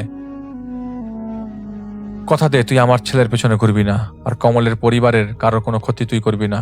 সে রাজি হচ্ছিল না। তখন আমির সাহেব বলেন, আমার ছেলে তোদের এই আড্ডাখানায় আগুন লাগিয়ে দেবে, আর সেই আগুনে তোর ইচ্ছায় ধ্বংস হবি। তখন তাদের নেতা বলে ওঠে, তোর ছেলের এত সাহস নেই। তখন আমির সাহেব বলেন, তোরা কি অন্ধ নাকি? সত্য অস্বীকার করা তোদের অস্বভাব। তখন সেই নেতা বলে, তোর কাছ থেকে সত্য শিখতে হবে নাকি? আমরা সত্য কি তা জানি, আর সত্য হলো তোরা কাপুরুষ। তখন আমির সাহেব বলেন, কিসের সত্য তোরা জানিস? বয়বৃদ্ধ একজন মহিলাকে ভয় দেখিয়ে মেরে ফেলেছিস, আর একজনকে আঘাত করে মেরে ফেলেছিস। সেটা কি কাপুরুষের জাতীয় কাজ না? জাহিল কোথাকার। তোরা না জানি কত নিষ্পাপ লোকের ক্ষতি করেছিস। তোদের বিচার হবে কিয়ামতের দিন, আর মরবি তোরা জিল্লাতের মৃত্যু। অনেক তর্কাতর্কি হয় আমির সাহেবের সাথে ওদের। এর মধ্যে একটা আগুনের ফুলকি এবার অন্যদিকে ছিটানো কেরোসিনের উপর ফেলে দেন আমির সাহেব। আর এবার তিনি বলেন, আমি আমার জানের মালিক, এই দুনিয়ার মালিক, সমস্ত সৃষ্টির মালিক আল্লাহর শপথ নিয়ে তোদের বলছি, যদি তোরা বাড়াবাড়ি করতে থাকিস তো শপথ 7 আসমানের মালিকের, তোদের এখানে পুড়িয়ে ছাই করে দেব। আর আগে উনি নিজেও ফেটে পড়ছিলেন। তখন শেষে এক পর্যায়ে তারা বলে দেয় তাদের এরপর আর যেন কেউ বিরক্ত না করে। তারা আর কারো পিছু নেবে না, না আমার না কমলের। তখন তিনি বলেন, না, তোদের শর্ত আমি মানব না। আমাদের শর্ত তোদের মানতে হবে। এরপর থেকে তোরা কারোর ক্ষতি করবি না, কারণ না। এরপর আরো তর্কাতর্কি হওয়ার পর তারা রাজি হয়। এদিকে আমার অবস্থা ততক্ষণে খুব খারাপ। হাত নীল হতে শুরু হয়েছে, আর বোধ পাচ্ছিলাম না, সাথে পুরো শরীর ঝাঁকি দিচ্ছিল। আমাকে আমির সাহেব বাইরে নিয়ে আসেন এবং সেই পুটলি খুলতে বলেন। পুটলি থেকে 8টি বিভিন্ন বস্তু ছিল যা আমির সাহেব নিজের কাছে নিয়ে যান এবং আমাকে গাইড করে একটা ক্লিনিকের কাছে নিয়ে যান। সেখান থেকে আমি কমলকে ফোন দিয়ে আমার কাছে আসতে বলি। সে এসে আমার হাতের অবস্থা দেখে আমাকে একটা হাসপাতালে নিয়ে যায়। ততক্ষণে আমির সাহেব এসে আমাকে বলেন, 1 ঘন্টার মধ্যে কমলের সন্তানের জ্ঞান ফিরবে, আর কালকের মধ্যে সব ঠিক হয়ে যাবে। এই কথা আমি কমলকে বলি। আল্লাহর রহমতে ওদের সন্তানের জ্ঞান ফেরে। এদিকে আমার আঙ্গুলে প্লাস্টার করা হয়, ড্রেসিং করা হয়। এক্সরে করে দেখা যায় জয়েন্ট থেকে আলাদা হয়ে একটু নিচে নেমে গেছে, আর সেভাবেই পরে জোড়া নেয় আমার হাতের কনিষ্ঠ আঙ্গুল। আর এরপর থেকে আর কোনো সমস্যা হয়নি কমলদের, কারণ তারা বিদেশে ভুলে যায় তার মাকে নিয়ে, চলে যায় তার মাকে নিয়ে। জানি না এ কেমন লাগবে ঘটনা। আজ শুরুতে অনেক কথা বলেছি, এখন অল্প একটু কথা বলতে চাই। ঘটনা বিশ্বাস করতে হবে না, শুধু উপভোগ করুন।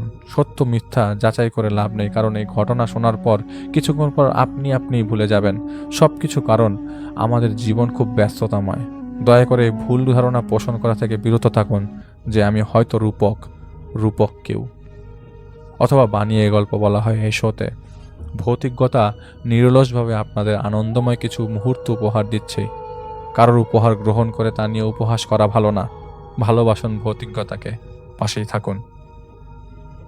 ধন্যবাদ জাহিদ ভাই আপনাকে আপনার স্টোরির জন্য। আজকে নিজেই একদম ফিল করছিলাম যে আমি ওই বাসায় ঢুকছি। ওই বাসায় ঢোকার পর আমি সেই পুটলিটা বের করছি, এবং আমার সাথে আমার পিছনে থাকা আমির সাহেব সেই লাল চেহারার মানুষের সাথে, সেই লাল চেহারা অবয়বের সাথে, সেই লাল চেহারার জিনের বা সর্দারের সাথে তর্কাতর্কি করছে। জানি না আপনাদের ঘটনাটা কেমন লেগেছে, আপনারা সেটা কমেন্টের মাধ্যমে জানাবেন। আজ এ পর্যন্তই। এখন যে ঘটনাটি আপনাদের সাথে শেয়ার করব, এই ঘটনাটি আমাদেরকে যিনি পাঠিয়েছেন ওনার নাম ইব্রাহিম খলিল। ওনার পাঠানো বেশ কয়েকটি ঘটনা ইতোমধ্যেই আমরা প্রচার করেছি। উনি একজন রেমিটেন্স যোদ্ধা ভাই, বর্তমানে রয়েছেন সৌদি আরবের পবিত্র মক্কা নগরীতে। ওনার দেশের বাড়ি চাঁদপুর জেলার মতলব উত্তর থানার আইঠাদি গ্রামে। ঘটনাটি ওনার সাথেই ঘটেছিল। ঘটনাটির সময়কাল 2019 সালের জানুয়ারি মাসের শুরুর দিকে। ওই সময় উনি বেশ বাউন্ডুলে স্বভাবের ছিলেন। উনি যখন হাই স্কুলের গণ্ডি পার করে কলেজে উঠলেন, হঠাৎ করে লেখাপড়ার মনোযোগ একদমই চলে গেল।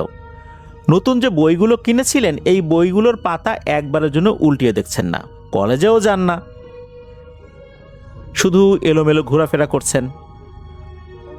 উনি ওনার পরিবারের একমাত্র সন্তান। ওনার বাবা যতটুকু জমি জমা করেছেন এগুলো তো উনি দেখাশোনা করছেন, কিন্তু বাবা হিসাবে যে দায়িত্বটা, সন্তানকে দায়িত্বশীল একজন ব্যক্তি হিসাবে তৈরি করা, কিন্তু ইব্রাহিম খলিল ভাই তো অমন হচ্ছেন না। এটা নিয়ে কিন্তু ওনার বাবার মনের মধ্যে খুব আক্ষেপ, যাহারে এখন যদি আমার একটা কিছু হয়ে যায়, এই ছেলেটা কি করবে? এই সব সম্পত্তি তো ধ্বংস করে ফেলবে। এ তো কোনোভাবেই দায়িত্বশীল হচ্ছে না। একে তো উপার্জনক্ষম তৈরি করা আমারও একটা দায়িত্ব। দায়িত্বশীল হিসাবে তাকেও তো কিছু তালিম দিতে হবে। আমি যেমন তার দায়িত্বশীল, তাকেও তো দায়িত্বশীল হিসাবে এই পরিবারের হাল ধরতে হবে একটা সময়। উনি চিন্তা করলেন যে লেখাপড়া তো হচ্ছে না, তার একটা কাজ করি, শহরে পাঠাই দিই, অর্থাৎ ঢাকা শহরে চাকরি বাকরি করুক, একটু উপার্জন করা শিখুক। পাঠিয়ে দিলেন ঢাকা শহরে। ঢাকা শহরে পাঠিয়ে দেবার পরও নাকি ওনার মধ্যে এই বাউন্ডারির স্বভাব যাচ্ছিল না। একটা চাকরি করেছেন, সারা মাস চাকরি করার পর বেতন দেবার 2-3 দিন আগে বাড়িতে চলে আসছে। কি হলো, চলে আসলি কেন? ভাল লাগে না। এরপর আবার একটা চাকরিতে গিয়েছেন, একই অবস্থা। 25-26 দিন চাকরি করে একদম মাসের শেষ দিকে বেতন না নিয়ে চলে আসছেন। কেন আসলি? ভালো লাগে না, এটা ভালো না, ওইটা ভালো না, এরকম বিভিন্ন অজুহাত। তখন ওনার বাবার তো মেজাজ হয়ে গেছে ভীষণ গরম, যে এই ছেলেটা এ কি স্বভাব? আরে 1 মাস চাকরি করলি, বেতনটা তো নিয়ে আসবি। এতটুকু বুদ্ধি যদি তার না থাকে, তাহলে সে কিভাবে এই ক্ষেত খোলা দেখাশোনা করবে? ওনার তো মেজাজ ভীষণ গরম। প্রায় প্রতিদিনই এই ইব্রাহিম খলিল ভাইকে বেধড়ক পিটুনি দিতেন। একদম মানে গরু পিটানো বলতে যেটা বোঝায় আর কি, যেমনটা ইব্রাহিম খলিল ভাই বলেছেন। ওনার মধ্যে তো ওই বোধটা তখনও জাগ্রত হয়নি। বাবার হাতে মার খেয়ে মন খারাপ করে বাসার থেকে বাইরে বেরিয়ে যেতেন। সারা রাত এদিক ওদিক ঘোরাফেরা করতেন। ঘণ্টাখানেক পর ওনার বাবার যখন মেজাজটা ঠান্ডা হতো, তখন উনি চিন্তা করতেন যে ছেলেটাকে একটু মারধর বেশি দিয়ে ফেলেছি, আহারে ছেলেটা কোথায় গেল, যা একটু খুঁজে নিয়ে আসি। উনি আবার বাইরে বের হতেন, বের হয়ে খোঁজাখুঁজি করতেন। কখনো পেতেন, কখনো পেতেন না। বাজারের দিকে চলে যেতেন। ওনাদের বাসা থেকে বাজারটা খুব যে দূরে ছিল বিষয়টা এরকম না। আর 2019 সালের ঘটনা তো, এই 2018 সালের শেষ দিকে এই সমস্যাটা প্রকট আকার ধারণ করেছিল আর কি, এরকম মারধর খেতেন বাবার হাতে। তখন তো বাজার ঘাটে একদম এখনকার মতো সবকিছু স্বাভাবিক আর কি, এটা তো বেশি দিন আগের কথা না। লোকজন অনেক রাত পর্যন্ত বাজার ঘাটে থাকতো, দোকান খোলা রাখতো, গল্প গুজব করতো।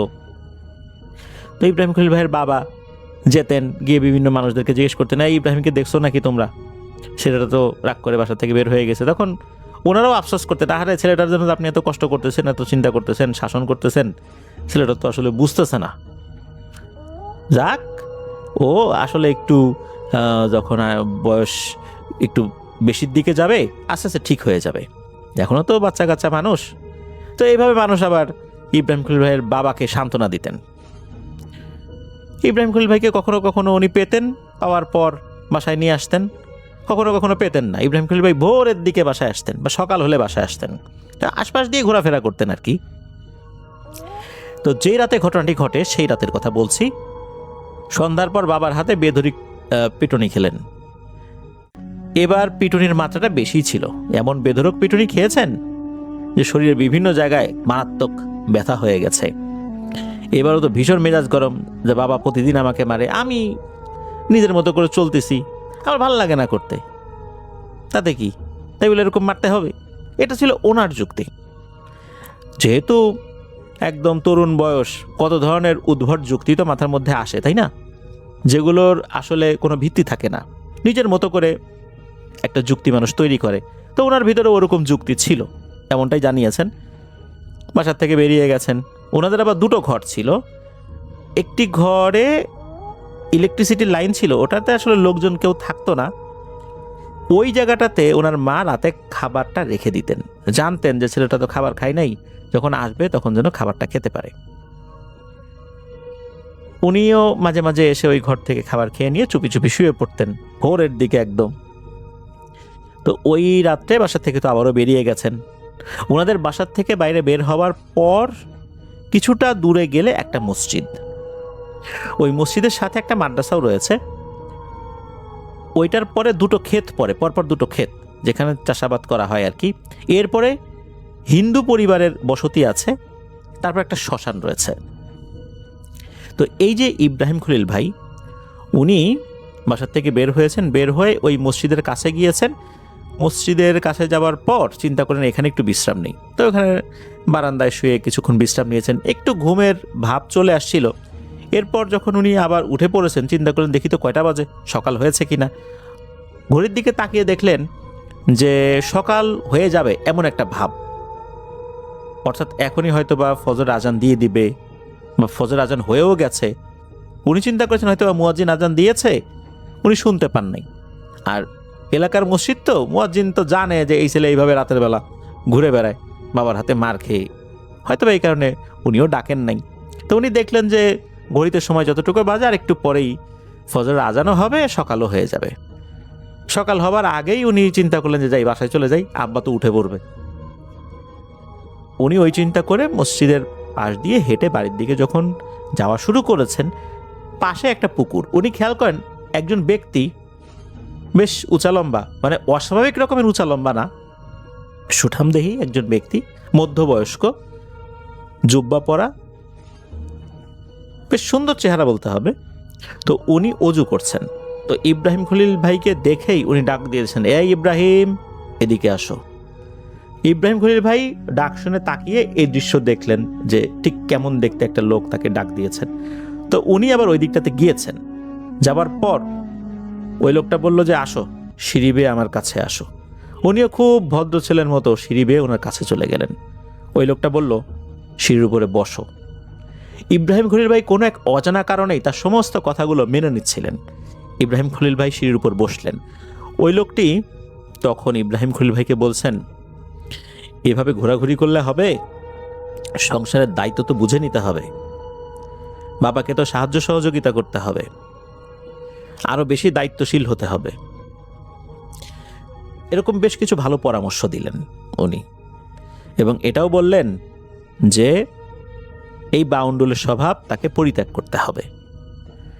ইব্রাহিম খলিল ভাই চিন্তা করলেন যে আচ্ছা, এই লোক এত কথা জানলো কিভাবে, আমি তো একে চিনি না। পর মুহূর্তে আবার এটাও ভাবলেন, যেহেতু ওনার বাবা, ওনাকে খোঁজার জন্য বাজারে যায়, বাজারে গিয়ে বিভিন্ন মানুষদেরকে বলে তার কথা, যে ছেলেটা আসলে কি যে হয়ে গেল, ওকে নিয়ে যে কি করব, এরকম গল্প তো উনি করেন। হয়তোবা ওই জায়গা থেকেই এই লোকটা শুনেছেন, হয়তোবা তার বাবার সাথে উনি পরিচিত, যাকে ইব্রাহিম খলিল ভাই আবার চেনেন না, উনি এরকম চিন্তাই করেছেন। ওই লোকটা অজু শেষ করে বলেন, আসো আমার সাথে মসজিদে আসো। উনিও তার সাথে সাথে মসজিদে চলে গেলেন। তো মসজিদে যাবার পর দেখা গেল মসজিদের ভেতর থেকে আরও কয়েকজন তার মতোই দেখতে লোক বের হয়ে আসলো। মানে তার মতো দেখতে, তার মতো হুবহু চেহারা না, কিন্তু তার মতোই পোশাক আশাক আর কি। তখন একজন ব্যক্তিকে ইশারা করে বললেন যে ইব্রাহিম খলিল ভাইয়ের সাথে যেতে, আর ইব্রাহিম খলিল ভাইকে বললেন, যাও তুমি বাড়িতে যাও, তোমাকে এ বাড়ি পর্যন্ত এগিয়ে দেবে। ইব্রাহিম খলিল ভাই তখন বলছেন যে না না, সকাল তো হয়ে যাবে, তো এখন আমার কোনো সাহায্যকারী লাগবে না, আমি এমনিতেই বাসায় চলে যেতে পারবো। তখন ওই লোকটি বলছেন, সকাল হয়ে যাবে এটা তুমি কিভাবে বুঝতে পারলা? তখন ইব্রাহিম খলিল ভাই বললেন, ওই যে মসজিদের ঘড়ি, ওই তো দেখাই যাচ্ছে যে আর বেশিক্ষণ দেরি নাই সকাল হতে, ফজরের আজানও মনে হয় হয়ে গেছে, আমি যদিও শুনতে পাই নাই। তখন ওই আগন্তুক বললেন, তুমি ভুল দেখেছো, মসজিদের ওই ঘড়িটা অধিকাংশ সময় নষ্ট থাকে, আর ওটাই এখন ব্যাটারিও দেওয়া হয় না, ঘন ঘন নষ্ট হয়ে যাবার কারণে ওটা এক জায়গায় স্থির আছে। তুমি দেখো তো কিছুক্ষণ আগে যেখানে সময়টা দেখেছিলে এখনও ঠিক সেখানেই ঘড়ির সবগুলো কাটা আছে না? ইব্রাহিম খলিল ভাই উকি দিয়ে দেখলেন যে আসলেই তো তাই। মসজিদের ভিতরে কিন্তু ডিম লাইট জ্বলছিল কয়েকটা, যার কারণে মোটামুটি ভালো করেই বোঝা যাচ্ছিল ওই সময়গুলো। এছাড়া মসজিদের ভেতরে বেশ কিছু বোর্ড থাকে, লাইট বোর্ড, যেখানে লেখা থাকে যে জামাতের সময়, এরকম কিন্তু অনেক মসজিদই আছে যারা এই ধরনের লাইট বোর্ডগুলো লাগিয়েছেন, যার কারণে কিন্তু মসজিদ যদি সব আলো বন্ধ করে দেওয়া হয়, ওই লাইট বোর্ডের কারণে কিন্তু আলোকিত হয়ে থাকে, কিছুটা দেখা যায় আর কি ভেতরে। তো উনি তো এটা দেখলেন, দেখার পর উনি বললেন যে হ্যাঁ আমি তো ভুলে গেছিলাম, এখানে তো এই ঘড়িটাতে সমস্যা আছে, আমি জানতাম, কিন্তু ওই সময় মনে ছিল না। তখন ওই আগন্তুক বললেন, যাও বাবা বাড়িতে যাও, আর একটা লোক দিয়ে দিচ্ছি, সে তোমাকে এগিয়ে দেবে। যদিও বা ইব্রাহিম খলিল ভাই লোকটাকে সাথে নিতে চান নাই, কারণ ওনার আসলে তরুণ বয়স, শরীরে অন্য ধরনের এনার্জি, রক্ত গরম, লোক আবার লাগবে কেন, আর একটা অপরিচিত লোক। যাই হোক, ওই লোকটার সাথে আসলেন। কিছুটা পথ আগানোর পর ওই লোকটাকে ইব্রাহিম খলিল ভাই বললেন যে ভাই আপনি চলে যান, আপনার আসার দরকার নেই, আমি আমার বাসার কাছাকাছি চলে আসছি। তখন ওই লোকটা বলে, না আমি যেতে পারবো না, উনি আমার ওস্তাদ, উনি আমাকে বলেছেন আপনাকে একদম বাসা পর্যন্ত এগিয়ে যেন আমি দিয়ে আসি, আপনার বাসা পর্যন্ত না যাওয়া পর্যন্ত আমি তার কাছে ফিরে যেতে পারবো না, এটা তার হুকুম, আর এটা আমাকে করতেই হবে, মরে গেলেও আপনাকে ছেড়ে যাব না। এই কথা শোনার পর ইব্রাহিম খলিল ভাইয়ের হয়ে গেছে মেজাজ গরম, যে কি বলে রে, আমি আমার বাসা পর্যন্ত চলে আসব, এর জন্য আবার এর এই রকমের হুকুম পালতে হবে। ওনার মেজাজ গরম হয়ে গেছে, উনি বলছে, আরে ভাই আপনি তো মহা মুসিবত আকারে আমার কাছে আসছেন, আমি তো আমার বাসার কাছাকাছি আছি, আপনি যান না, আপনার এত আগ বাড়ায় মাতব্বারি করতে কে বলছে? এই ধরনের বেশ কিছু কটু কথা আবার ওই লোককে শোনাচ্ছেন। তো ওই লোকও তাকে বলছে যে না আমি যেতে পারবো না। এক কথায় দুই কথায় ইব্রাহিম খলিল ভাই বলছে, যা বাড়িতেই যাব না, দেখি এই লোক আমাকে কোন দিকে আগায় দেয়। তখন ইব্রাহিম খলিল ভাই বলছেন যে আমি এখন বাড়িতেই যাব না, আমি যাবো ওই শ্মশানের দিকে। তখন ওই লোকটা বলছে যে না না ওইদিকে যায়েন না, সমস্যা আছে। কিন্তু ইব্রাহিম খলিল ভাইয়ের তো মেজাজ গরম হয়ে গেছে, উনি তো শোনার লোক না, বাবার এত পিটুনি খেয়েও উনি কথা শোনেন না, আর কোথাকার কোন আগন্তুক যাকে উনি চেনেনই না তার এই ধরনের কমান্ড উনি মেনে নেবেন, এটা তো হতে পারে না। উনি জেদের বসেই হাঁটা শুরু করেছেন ওই শ্মশানের দিকে। ওই লোকও কিন্তু পেছন পেছন যাচ্ছে এবং বারবার বলছে আপনি ওই দিকে যাবেন না, যাবেন না, জায়গাটা ভালো না। উনি ওই যে দুটো ক্ষেত, তারপরে ওই হিন্দু ফ্যামিলি যে কয়েকজন আছে তাদের বাড়ি পার হয়ে শ্মশানের কাছাকাছি চলে গেছেন। তখন পেছন থেকে বলছেন, আপনি কিন্তু এর ভিতরে ঢুকবেন না, খবরদার, আপনার কিন্তু বিপদ হবে, আমি কিন্তু আপনার সাথে এর ভেতরে আর যেতে পারবো না। ইব্রাহিম খলিল ভাই বলছেন যে আপনি আমার পিছু ছাড়েন, এটাই তো আমি চাই, আপনি বাবা যান তো, আমাকে একটু মুক্তি দেন। এই বলে উনি সত্যি রাগ করে শ্মশানের ভিতরে ঢুকে গেছেন। যখনই শ্মশানের ভিতরে ঢুকেছেন তখন উনি আবার ঘুরে তাকিয়ে ওই লোকটার দিকে বলছেন যে দেখলেন তো আপনি এখন আমার পিছু ছাড়ছেন তাই না? ওই লোকটা কিন্তু ওখানে দাঁড়িয়ে আছে। উনি বলছে যে তাড়াতাড়ি বের হন, তাড়াতাড়ি বের হন, আমরা এরকম অপবিত্র জায়গায় যেতে পারি না, আপনি বের হন, আপনি যে জায়গাটাতে দাঁড়িয়ে আছেন এই জায়গাটা অপবিত্র, তাড়াতাড়ি বের হন। এই কথা বলতে বলতে হঠাৎ করে পেছন থেকে গম্ভীর একটা আওয়াজ আসে ইব্রাহিম খলিল ভাই এটা স্পষ্টভাবে শুনতে পান। তখন ইব্রাহিম খলিল ভাই বুঝতে পারেন এখানে অন্য কেউ চলে এসেছে। সেই গম্ভীর আওয়াজটা বলতে থাকে, এই খবরদার, একে কিন্তু কেউ কিছু বলিস না, কারণ যে এখানে আসছে এরা কিন্তু একা না, আর এরা খুবই শক্তিশালী, এই ছেলেটাকে কিছুই বলবি না। এই কথা শোনার পর ইব্রাহিম খলিল ভাই পেছন দিকে ঘুরে তাকিয়েছেন। ঘুরে তাকানোর পরে দেখেন বেশ লম্বা একটা অবয়ব, মনে হচ্ছে তার শরীরে বড় বড় লোম আছে, কিন্তু অন্ধকারে সেটা স্পষ্ট বোঝা যাচ্ছে না, তার চেহারাটাও বোঝা যাচ্ছে না। তবে এই জিনিসটার পেছনে আরও দুইটা জিনিস আছে। একটার মাথা নাই, অর্থাৎ স্কন্ধকাটা সে আছে, আর আরেকটা আছে যেটা নারী অভাব, সেটা বোঝা যাচ্ছে। এই নারীর মাথার চুলগুলো এত লম্বা, আর মনে হচ্ছে প্রত্যেকটা চুল সাপের মতো কিলবিল কিলবিল করছে। এটারও চেহারা স্পষ্ট না, তবে চেহারা যে বিভৎস এটা বোঝা যাচ্ছে। এই নারী অভাবটা কি করছে, খপ করে আবার ইব্রাহিম খলিল ভাইয়ের হাত চেপে ধরেছে এবং বলছে যে, ওস্তাদ, এইটারে আমি ধরছি, এইটারে আমার কাছে ছেড়ে দেন। তখন আবার ওই অভাবটা বলছে, না, একে কিছু করিস না, ছেড়ে দে, কারণ এর সাথে অনেক শক্তিশালী জিনিস আসছে, একে যদি কিছু করি এরা আমাদের কাজ তো রাখবে না, তোরা বুঝবি না, ছাড়। তখন নাকি ওই স্কন্ধকাটা ভয়ঙ্কর কণ্ঠে বলে ওঠে যে, কি যে বলেন ওস্তাদ, এদেরকে পাত্তা দেওয়ার সময় আছে নাকি আমাদের? খালি হুকুম করেন, এই সাথে যেটা আসছে না, এদের এক্ষুনি মাটিতে পুঁতে ফেলি। এই বলে নাকি ওই স্কন্ধকাটা, যার মাথা নাই, ওই জিনিসটা বলে উঠছে, আয় আয়, ভেতরে আয়, শ্মশানের ভেতরে আয়, নাহলে আমি আসতেছি তোর কাছে। এই কথা যখন বলছে, তখন ইব্রাহিম খলিল ভাই আবার পেছন দিকে ঘুরে তাকিয়েছেন। উনি তো ভয়ে একদম একাকার হয়ে গেছেন। উনি বুঝতে পারছেন এতক্ষণ আসলে যাদের সাথে উনি কথা বলেছেন আগন্তুক মনে করে, ওনারা কেউই মানুষ না। তখন দেখা গেল ওই যে যিনি প্রথম আগন্তুক, যাকে উনি অজু করতে দেখেছিলেন, তিনি সাথে আরো কয়েকজনকে নিয়ে ওখানে চলে আসছে। আসার পর তিনি বলছেন, ইব্রাহিম, তোমাকে তো বলেছিলাম সোজা বাসায় চলে যেতে, তুমি কেন এখানে আসলা? কাজটা তো ভালো করো নাই, দ্রুত বাইরে বের হয়ে আসো, এক্ষুনি বের হয়ে আসো। এদিকে ইব্রাহিম খলিল ভাই কিন্তু এক হাত চেপে ধরে রেখেছে ওই নারী ভয়ঙ্কর অবয়বটা। ইব্রাহিম খলিল ভাই কি করবেন উনি বুঝতে পারছেন না। হঠাৎ করে উনি খেয়াল করলেন ওই যে স্কন্ধ কাটা যেটা, সে তার শরীরকে অনেক বড় করছে, আর বাইরে এসে, অর্থাৎ শ্মশানের এরিয়ার বাইরে এসে এই যে আগন্তুক যারা আছেন তাদেরকে শায়েস্তা করবেন এই হুমকি দিচ্ছে। তার শরীরটা অনেক বড় করে ফেলছে, জাস্ট এতটুকুই মনে আছে, এরপর ওনার কিছু মনে নেই। উনি সেন্সলেস হয়ে পড়েছেন ওখানে। ওনার যখন জ্ঞান ফেরে তখন উনি কিন্তু ওই জায়গাটাতেই পড়ে আছেন। তখন সকাল হয়ে গেছে।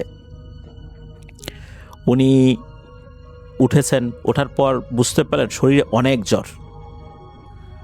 উনি বুঝতে পারলেন যে ওনার হাতে কোনো কিছু চেপে ধরে রেখেছিল, তখনও দাগ বসেছিল। উনি চিন্তা করলেন জ্বর যে এসেছে, গোসল করলে হয়তো বা জ্বরটা কমে যেতে পারে। উনি ওই শ্মশান থেকে বের হয়ে, কাছে একটা পুকুর ছিল, ওই পুকুরে গোসল করে উনি বাড়িতে গিয়েছেন। বাড়িতে যাবার পর ওনার বাবা তখনও ছিল না, বাইরে বেরিয়ে গিয়েছিলেন আর কি। উনিও সারা রাত চিন্তা করেছেন যে ছেলেটা আসলো না। সকালেও খোঁজ নিয়েছেন ছেলেটা আসছে কিনা, ছেলেটা আসে নাই। এরপর ওনাকে হয়তো বা খোঁজ খবর নেওয়ার জন্য বাইরে বেরিয়েছেন ওনার বাবা। ওনার মা তো দেখে বলতেছেন, কি ব্যাপার, তুই সারা রাত বাইরে ছিলি, এখন কোত্থেকে আসলি? উনি কিন্তু তখনও এই ঘটনা খুলে বলেননি পরিবারের কাছে। পরে একটু স্বাভাবিক হলে যখন বলেছেন, তখন পরিবার থেকে একজন ভালো হুজুরের কাছে নিয়ে যাওয়া হয়। তো ওই হুজুর খোঁজ খবর নিয়ে যেটা জানালেন সেটা খুবই ভয়ঙ্কর ব্যাপার। তা হচ্ছে, ওই সময় যেই আগন্তুককে প্রথমে দেখেছিলেন উনি, এটা কিন্তু সাধারণ কোনো জিন ছিল না। ইয়ে ছিল ভয়ঙ্কর এক ইফরিত শ্রেণীর জিন, যে এখন থেকে প্রায় 250 বছর বা 150 বছরের কিছুটা বেশি সময় আগে ইসলাম ধর্ম গ্রহণ করেছে। আর এমন দুর্ধর্ষ প্রকৃতির জিন ছিল, অনেক মানুষ, অনেক জিন তার হাতে কিন্তু মারা গেছে। সে অনেক বড় একজন বুজুর্গ ব্যক্তির হাতে বায়াত হয়ে ইসলাম ধর্ম গ্রহণ করে, ইসলামের অনেক বিষয় শেখে। এরপর তার মতো আরও কয়েকজন ইফরিত তার অনুগত হয়ে যায়। তারা এখন প্র্যাকটিসিং মুসলিম, কিন্তু এরা রেগে গেলে খুবই ভয়ঙ্কর হয়ে যায়। এরা যদি কারো ক্ষতি করার চেষ্টা করে তাহলে এদের হাত থেকে বাঁচাটা অত্যন্ত মুশকিল। তবে এরা গত 150 বছর বেশি সময় কখনোই কারো ক্ষতি করেনি, উপকার করা ছাড়া। আগে করেছে, আর যেহেতু তারা একটা নির্দিষ্ট নিয়ম মেনে চলছিল, এই কারণে তারা শ্মশান সহ আরো বেশ কিছু জায়গায় ঢুকতে পারে না। ঢুকতে যে একদমই পারে না তা না, ঢুকতে পারে কিন্তু তারা ঢোকে না। এই সর্দার যে আসলে ভয়ঙ্কর রকমের একটা জিন ছিল বা জিন, তার যে অনেক ক্ষমতা, এটা কিন্তু ওই যে স্কন্ধ কাটার যে ওস্তাদ জিন সে বুঝতে পেরেছিল, কিন্তু এরা আবার জানতো না। পিছনে যেই লম্বা চুলওয়ালা পেতনি আর স্কন্ধ কাটা এরা জানতো না। ওই হুজুর বলেছিলেন ওই স্কন্ধ কাটা নাকি শরীরটাকে লম্বা করে যখনই শুধু শ্মশানের বাইরে এক পা দিয়েছে, সাথে সাথে ওই স্কন্ধ কাটা শরীরটাকে নাকি ছিন্ন ভিন্ন করে ফেলেছে জিনেরা যারা এসেছিলেন ওখানে ইব্রাহিম খলিল ভাইয়ের সাথে সাথে। এই অবস্থা দেখে অন্য যেই দুটা জিন ছিল, এদের ওস্তাদ আর ওই পেতনিটা, ওরা ওখান থেকে পালিয়েছে। এই কারণে মূলত ইব্রাহিম খলিল ভাইকে কেউ কোনো ক্ষতি করতে পারেনি আল্লাহর রহমতে। ইব্রাহিম খলিল ভাই বাড়িতে চলে এসেছিলেন এরপরে, আর ওই হুজুর জানিয়েছিলেন যে আপনি বড় বাঁচা বেঁচে গেছেন, আপনি তাদেরকে অনেক অসম্মান করে কথা বলছেন, কিন্তু ওরা এখন অনেক ধৈর্যশীল, ওরা এখন সব কথার জবাব দেয় না, মানুষের অনেক বিভিন্ন বিষয়গুলো ওরা এখন আর আমলে নেয় না, যার কারণে আপনি বড় বাঁচা বেঁচে গেছেন। তো এরপর ইব্রাহিম খলিল ভাইয়ের মধ্যে কেমন যেন একটা বোধোদয় হয়। উনি আস্তে আস্তে পরিবারের বিভিন্ন বিষয়গুলোর দিকে মনোযোগী হয়ে যান, বিভিন্ন কাজে কর্মে মন দেন, পরিবারে শান্তি ফেরত আসে। ওনার বাবা কিন্তু 16 বছর সৌদি আরবে ছিলেন, 16 বছর, কম দিন না। কিন্তু ওনার বাবার মনের মধ্যে একটা আক্ষেপ ছিল, এত কষ্ট করে বিদেশে থেকে যতটুকু সহায় সম্পত্তি উনি করেছেন কষ্ট করে, ছেলে যদি এরকম হয়ে যায় তাহলে তো ওনার এই কষ্টের মূল্য থাকলো না। এই জন্যই কিন্তু ওনার ক্ষোভটা খুব বেশি ছিল। পরবর্তীতে ইব্রাহিম খলিল ভাইও কিন্তু সৌদি আরবে এখন চলে গিয়েছেন, এখন আছেন, ভালো আছেন, পবিত্র মক্কা নগরীতে হাজিদের খেদমতে নিয়োজিত আছেন। এটা নিয়ে উনি যথেষ্ট সন্তুষ্ট, এমনটাই জানিয়েছেন ইব্রাহিম খলিল ভাই। তো এটাই ছিল ঘটনা। রাসেল ভাই, আপনাকে অসংখ্য ধন্যবাদ আমাকে সুযোগ করে দেওয়ার জন্য। আজকে আমি যে ঘটনা নিয়ে বলবো এটি অ্যাম্বুলেন্স কেন্দ্রিক ড্রাইভারের একটি ঘটনা। রাত তখন প্রায় 2টা, শহরের রাস্তা প্রায় ফাঁকা, চারদিকে নীরবতা। রাশেদ একটি অ্যাম্বুলেন্স চালাত। সেদিন রাতে হঠাৎ তার ফোনে কল আসে, একজন গুরুতর অসুস্থ রোগীকে দ্রুত হাসপাতালে নিতে হবে। রাশেদ তৎক্ষণাৎ অ্যাম্বুলেন্স নিয়ে নির্জন গ্রামের দিকে রওনা দিল। কিছুক্ষণ পরেই সে একটি পুরনো বাড়ির সামনে পৌঁছায়। বাড়ির দরজা খোলাই ছিল, কিন্তু ভিতরে কোনো আলো ছিল না। সে ভিতরে ঢুকে দেখল একজন বৃদ্ধ লোক মাটিতে পড়ে আছে। পাশে দাঁড়ানো এক নারী কাঁদতে কাঁদতে বললেন, দয়া করে তাকে বাঁচা। রাশেদ দ্রুত বৃদ্ধকে অ্যাম্বুলেন্সে তুলে নিল। গাড়ি চালিয়ে হাসপাতালে যাওয়ার সময় সে বারবার পেছনের আয়নায় তাকাচ্ছিল। এভাবে তাকাতে তাকাতে সে হঠাৎ দেখল রোগীর পাশে বসে থাকা নারীটি নেই, অথচ কিছুক্ষণ আগেও তিনি সেখানেই ছিলেন। তৎক্ষণাৎ রাশেদের শরীর যেন ঠান্ডা হয়ে গেল। সে সাহস করে পিছনেই তাকাল। বৃদ্ধ লোকটি চোখ খুলে ধীরে ধীরে বললেন, তুমি কি জানো আমাকে যে বাড়ি থেকে এনেছে সেই বাড়িতে 5 বছর আগে আগুন লেগেছিল, আমার সঙ্গে থাকা সবাই মারা গেছে।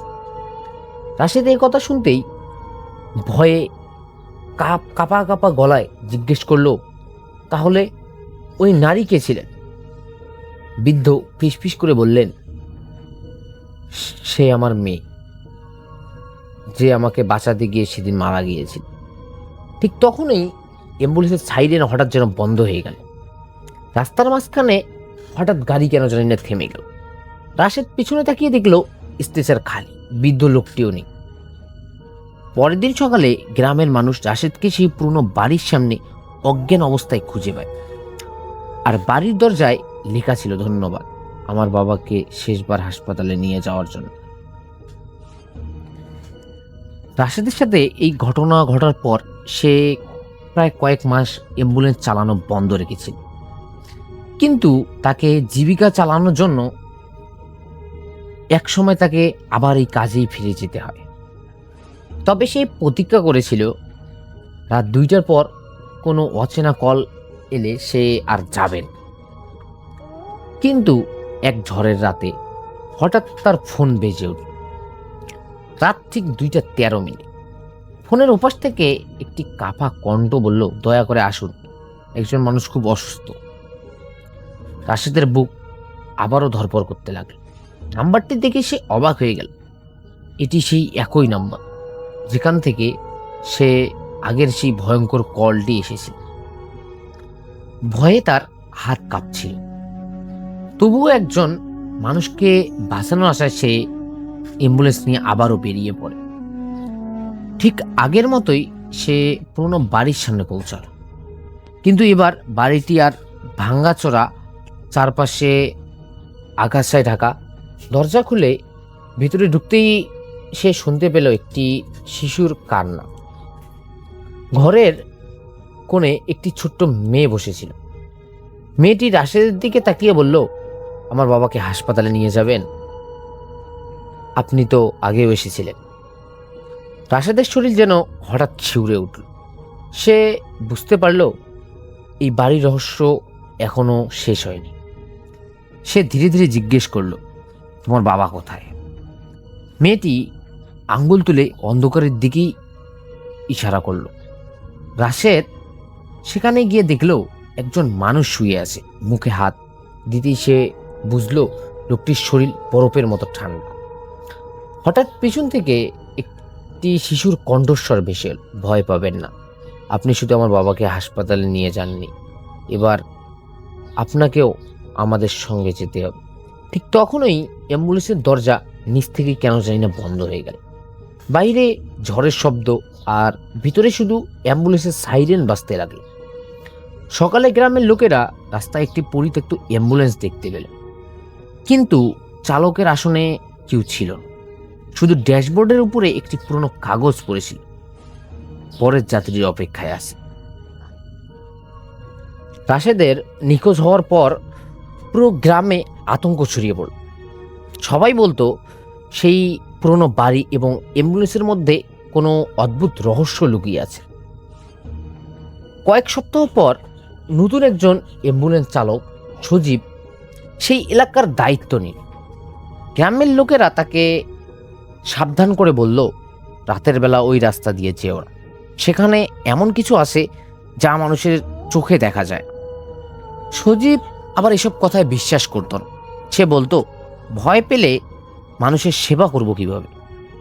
এক রাতে প্রচণ্ড বৃষ্টি হচ্ছিল। হঠাৎ তার অ্যাম্বুলেন্সের ফোন বেজে উঠল। ওপাশ থেকে একটি মেয়ের কণ্ঠ শোনা গেল, আমার বাবা খুব অসুস্থ, দয়া করে তাড়াতাড়ি আসো। সজীব ঠিকানাটি শুনে আবারও থমকে গেল। ঠিকানাটি সেই পুরনো বাড়ির। তবুও সে অ্যাম্বুলেন্স নিয়ে রওনা হল। বাড়ির সামনে পৌঁছে দেখল দরজা খোলাই। ভেতরে ঢুকতেই দেয়ালে ঝুলানো একটি পুরনো ছবি তার চোখে পড়ল। ছবিতে ছিল 3 জন মানুষ, একজন বৃদ্ধ, একজন নারী এবং একটি ছোট্ট মেয়ে। কিন্তু ছবির এক কোণে নতুন করে আঁকা ছিল আরেকটি মুখ। সজীব কাছে গিয়ে ভালো করে যখন সে দেখল, সে বুঝতে পারল সেই মুখটি তার নিজের রাশেদেরই। হঠাৎ পেছন থেকে একটি কণ্ঠস্বর ভেসে এল, তুমি কি রাশেদকে খুঁজতে এসেছ? সজীব ঘুরে দেখল একজন বৃদ্ধ দাঁড়িয়ে আছে। বৃদ্ধ ধীরে ধীরে বলল, রাশেদ আমাদের বাঁচাতে চেয়েছিল, কিন্তু সে বুঝতে পারেনি এই বাড়ি থেকে কেউ বের হতে পারে না। সজীব ভয়ে বলল, তাহলে রাশেদ কোথায়? বৃদ্ধ হেসে বলল, সে এখনো অ্যাম্বুলেন্স চালাচ্ছে, তবে জীবিতদের জন্য নয়। ঠিক তখন বাইরে দাঁড়িয়ে থাকা অ্যাম্বুলেন্সের সাইরেন বেজে উঠল। জানালা দিয়ে তাকিয়ে সজীব দেখল ড্রাইভিং সিটে বসে আছে রাশেদ। রাশেদ জানালার দিকে তাকিয়ে শুধু বলল, সজীব, আমাকে এখান থেকে বের করো। কিন্তু তার ঠিক পিছনেই বসে থাকা অন্ধকার ছায়াটি ফিসফিস করে বলল, ওকে বিশ্বাস করো না। সজীব জানালার বাইরেই তাকিয়ে রইল।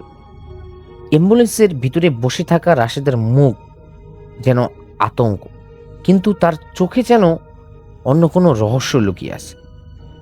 রাশেদ কাছে হাত রেখে ইশারা করল, দ্রুত দরজা খোল। সজীব এগিয়ে গেল। ঠিক তখনই তার কানে ভেসে এলো আবারও সেই অন্ধকার ছায়ার ফিসফিস শব্দ, ওকে মুক্ত করলে তোমাকেও ওর জায়গায় থাকতে হবে। সজীব থমকে গেল। সে বুঝতে পারছিল না কাকে বিশ্বাস করল।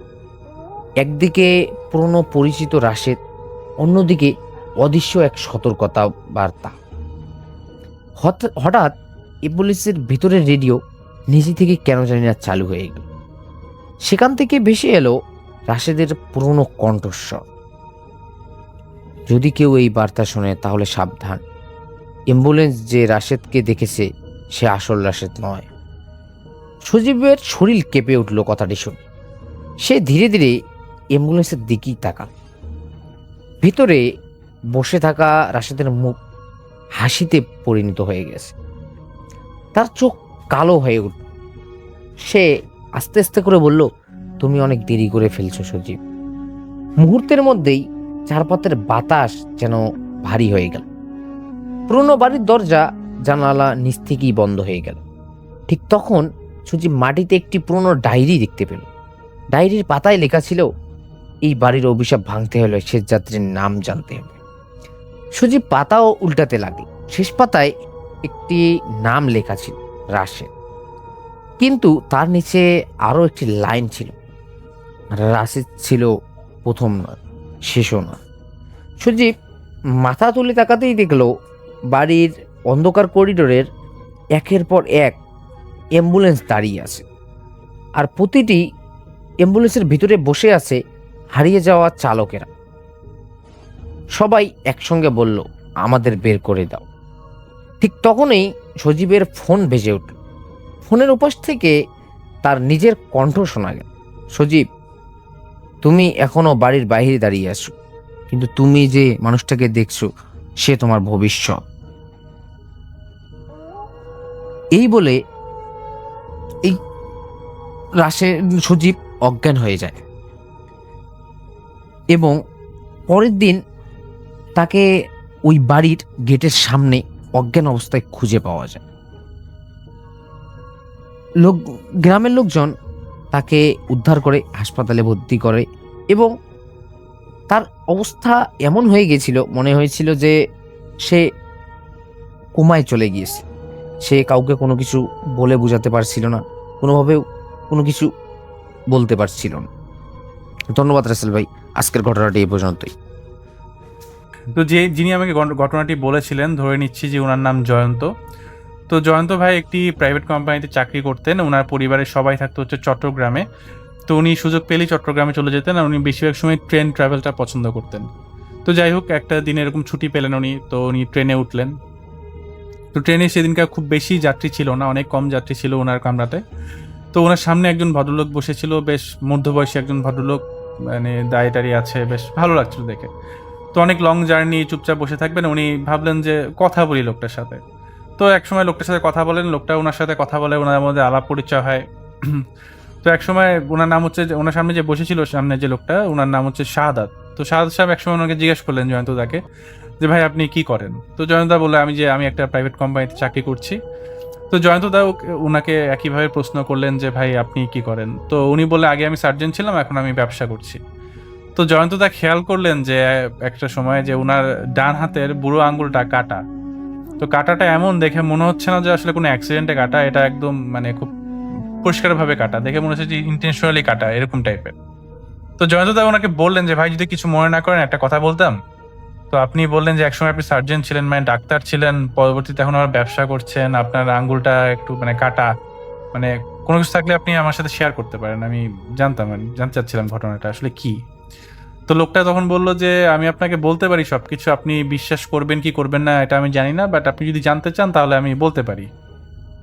তো জয়ন্ত তাকে লোকটা বলল যে উনি যখন এইচএসসি পরীক্ষা কি তারও আগে থেকে ওনার আসলে খুব ইন্টারেস্ট ছিল যে প্যারানর্মাল ব্যাপারগুলোতে, জিন টিন বা এইসব ব্যাপার নিয়ে ওনার খুব ইন্টারেস্ট, অলৌকিক কোনো কিছু দেখার ব্যাপারে খুব ইন্টারেস্ট। তো উনি শ্মশান ঘাটে যায় বসে থাকতেন, কবরস্থানে রাত যাপন করেছেন, বা যেখানেই কোনো অ্যাবনর্মাল বা প্যারানর্মাল কোনো কিছুর ঘটনা জানতেন সেখানে উনি চলে যেতেন। তো উনি ওনার লাইফে কখনোই কোনো কিছু দেখেনি। তো উনি সবসময় ওনার একটা দেখার ইচ্ছা ছিল যে এইসব জিন টিন বা এগুলো কেমন হয় দেখতে, বা জিনিসগুলো কেমন, এগুলো নিয়ে ওনার খুব ইন্টারেস্ট। তো মেডিকেলে ভর্তি হওয়ার পরে উনি ডিএমসিতে ভর্তি হন, কত ব্যাচ এটা আমি বলছি না, ঢাকা মেডিকেল কলেজে ভর্তি হওয়ার পরে তো একটা সময় ওনাদের অ্যানাটমি ক্লাসে এই লাশ টাশ নিয়ে কাটাকাটি করা হতো, বা এই ধরনের অনেক ইমার্জেন্সি অনেক ধরনের কেস উনি দেখার পরে ওনার এই ধরনের ইন্টারেস্টগুলো আস্তে আস্তে একসময় কমে যায় এইসব জিন টিন ব্যাপার নিয়ে, কারণ উনি এমনি মানে অনেক ধরনের হসপিটালের ইমার্জেন্সি অনেক কিছুই দেখতেন। তো যাই হোক, একবার এক রোগীর অপারেশন করবেন, এক মহিলা রোগী। তো অপারেশন থিয়েটারে রোগীর সাথে এমনি কথা বলছেন যে ইনশাল্লাহ আপনি সুস্থ হয়ে যাবেন, চিন্তা করেন না, ভয় পেন না। তো রোগী ওনাকে বলছে যে আপনারা খামোখা আমার কেন চিকিৎসা করতেছেন, অপারেশন করতেছেন কেন? আমি তো আপনাদের ডাক্তারদের বললাম যে আমার তো বাঁচাতে পারবেন না, আপনারা খামোখা আমার চিকিৎসা করতেছেন, আমার তো ক্যান্সার হয়েছে। তখন উনি বললেন না, আপনার তো ক্যান্সার হয়নি, আপনাদের তো পেটের টিউমারের অপারেশন হচ্ছে, আর এই অপারেশন তো আপনি মরে যাবেন কেন? বলে না, আমার ক্যান্সার হয়েছে, আমি জানি। তখন উনি বললেন যে কি ব্যাপার, এটা আপনি জন্ম মৃত্যু তো সবকিছু আল্লাহর হাতে, আপনি কিভাবে জানেন? এসব বাদ দেন, আমি ইনশাল্লাহ আপনি সুস্থ হয়ে যাবেন, কোনো সমস্যা হবে না। তো অপারেশনের এক পর্যায়ে সাদাত ভাই বুঝতে পারেন যে উনার আসলেই ক্যান্সার হয়েছে, এবং ক্যান্সারটা খুব লাস্ট স্টেজে, এবং উনাকে আসলে বাঁচিয়ে রাখাটা বা বেশি দিন উনি বাঁচবে না, এটা উনি বুঝতে পারলেন। তো ওই রোগী তার পরের দিন অপারেশনের ঠিক তার পরের দিনই মারা যায়। তো তারপরের দিন সকালে শাহাদাত সাহেব সেই রোগীর সাথে কথা বলেছিলেন এবং জিজ্ঞেস করেছিলেন যে আপনি যে জেনেছিলেন এটা কার থেকে জেনেছিলেন, কে বলেছিল? জানতো তো এই যে শাহাদাত সাহেব যেটা মনে করেছিলেন যে এটা মনে হয় অন্য কোনো ডাক্তার বা কেউ হয়তো বলেছে। তো ওই মহিলা বলে না, আমাকে একজন সাধারণ মানুষই বলছে, উনি আসলে সবকিছু বলতে পারে, উনি সব জানে। তো উনি ওনার কাছ থেকে শাহাদাত সাহেব সেই মহিলার কাছ থেকে আগে থেকে সব ঠিকানা সব নিয়েছিলেন। তো যাই হোক, তো সময় করে এক সময় শাহাদাত সাহেব সেই জায়গায় গেলেন, এটা হচ্ছে চট্টগ্রামে একটা বাজারে। তো যেই মহিলা যেই ঠিকানা দিয়েছিলেন, তো বাজারে উনি যাওয়ার পরে উনি ভাবছিলেন যে কোনো আধ্যাত্মিক লোক বা তান্ত্রিক টাইপের বা মানে এই টাইপের কোনো কবিরাজ টাইপের কোনো মানুষকে উনি দেখবেন, বাট উনি যেই ঠিকানা যাওয়ার পরে দেখলেন যে উনি একটা মশলার দোকানদার। তো মশলা দোকানদারকে বললেন যে আমি তো একটা কারণে এসেছি, একটা রোগীর রেফারেন্স বললেন, যে এই মহিলার ঘটনাটি বললেন। তখন লোকটি বললেন যে আপনি কি চান এখানে? তো উনি বললেন যে আমার আসলে এইসব ব্যাপারে খুব ইন্টারেস্ট, আপনি মহিলা তো আগে থেকে যেগুলো বলছে সব মিলে গেছে, তো আপনি এগুলো কিভাবে বলেন? তখন লোকটা একটু রেগে যায়, বললো যে আপনার কোনো সমস্যা থাকলে সেটা আপনি আমাকে বলতে পারেন, আমি কিভাবে বলি এটা জানি আপনি কি করবেন? তখন ওই লোকটা সাদাত ভাই ওনাকে নানা রকম পটানোর চেষ্টা করলেন, অনেক কিছু বললেন, ভয়ভীতিও দেখাইলেন, কিন্তু কোনোভাবেই কাজ হয় না, লোক কোনোভাবেই পটে না। তো একটা সময় সাদাত সাহেবের মাথায় আসলো যে এক কাজ করি, কিছু টাকা দিয়ে দিই। তো শাহাদাত সাহেবের কাছে 5,000 টাকা ছিল, উনি 5,000 টাকা সেই মশলা দোকানদারকে দিলেন। দেওয়ার পরে দেখলেন লোকটা টাকা গুনছে, এবং লোকটা বেশ পজিটিভ, উনি বুঝতে পারলেন যে উনি মনে হয় আসলে ঘটনাটা বলবে। তো তখন লোকটা বলা শুরু করলো যে আমার কাছে আসলে একটা জিনিস আছে। তো আপনার কাছে কি আছে? আমার কাছে মহাতাজি আছে। তো মহাতাজি কি? মহাতাজি আসলে একটা প্রাণী, এটা কোনো জিন না, এটা একটা প্রাণী, বাট এটা অদৃশ্য, এটা আমি পুষি। তো উনি বললেন যে আপনি এটা পোষেন মানে মানে এটা কি হাজির করতে হয় কোনোভাবে? তো সেই দোকানদার বলে যে না, এটা হাজির করতে হয় না, এটা আমার সাথেই থাকে। তো আপনার সাথে থাকে তো আপনি কেমনে কথা বলেন? বলে আমি দেখে কথা বলি, যেমনি আমি আপনার সাথে কথা বলছি এমনি কথা বলি।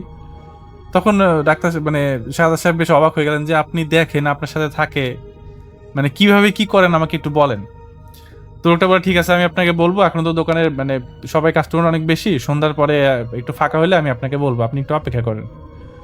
তো শাহাদাত সাহেব অপেক্ষা করছেন, সন্ধ্যার পরে যখন একটু ফাঁকা হলো, লোকটা বলো যে ভাই একটু দাঁড়ান, আমি আসতেছি ভিতরে যে গোডাউনের মতো ছিল লোকটা। তো গোডাউন থেকে 3টা কাগজ নিয়ে আসলো, হলুদ রঙের ছোট ছোট 3টা কাগজ। তো কাগজের মধ্যে কাগজটা দেখানোর পরে বললো যে এই কাগজের মধ্যে দেখেন লেখা আছে, এগুলো দিয়ে কিছু আমল করতে হবে, আমি আপনাকে দেখাই দিব। তো শাহাদাত সাহেব দেখলেন যে 3টা কাগজ দিল, হলুদ রঙের কাগজ, ওই কাগজের মধ্যে লাল মানে কালি দিয়ে লেখা, বাংলায় লেখা আর কি, বিভিন্ন আরবি উচ্চারণ, কাইন্ড অফ আরবি উচ্চারণ কিন্তু বাংলায় লেখা।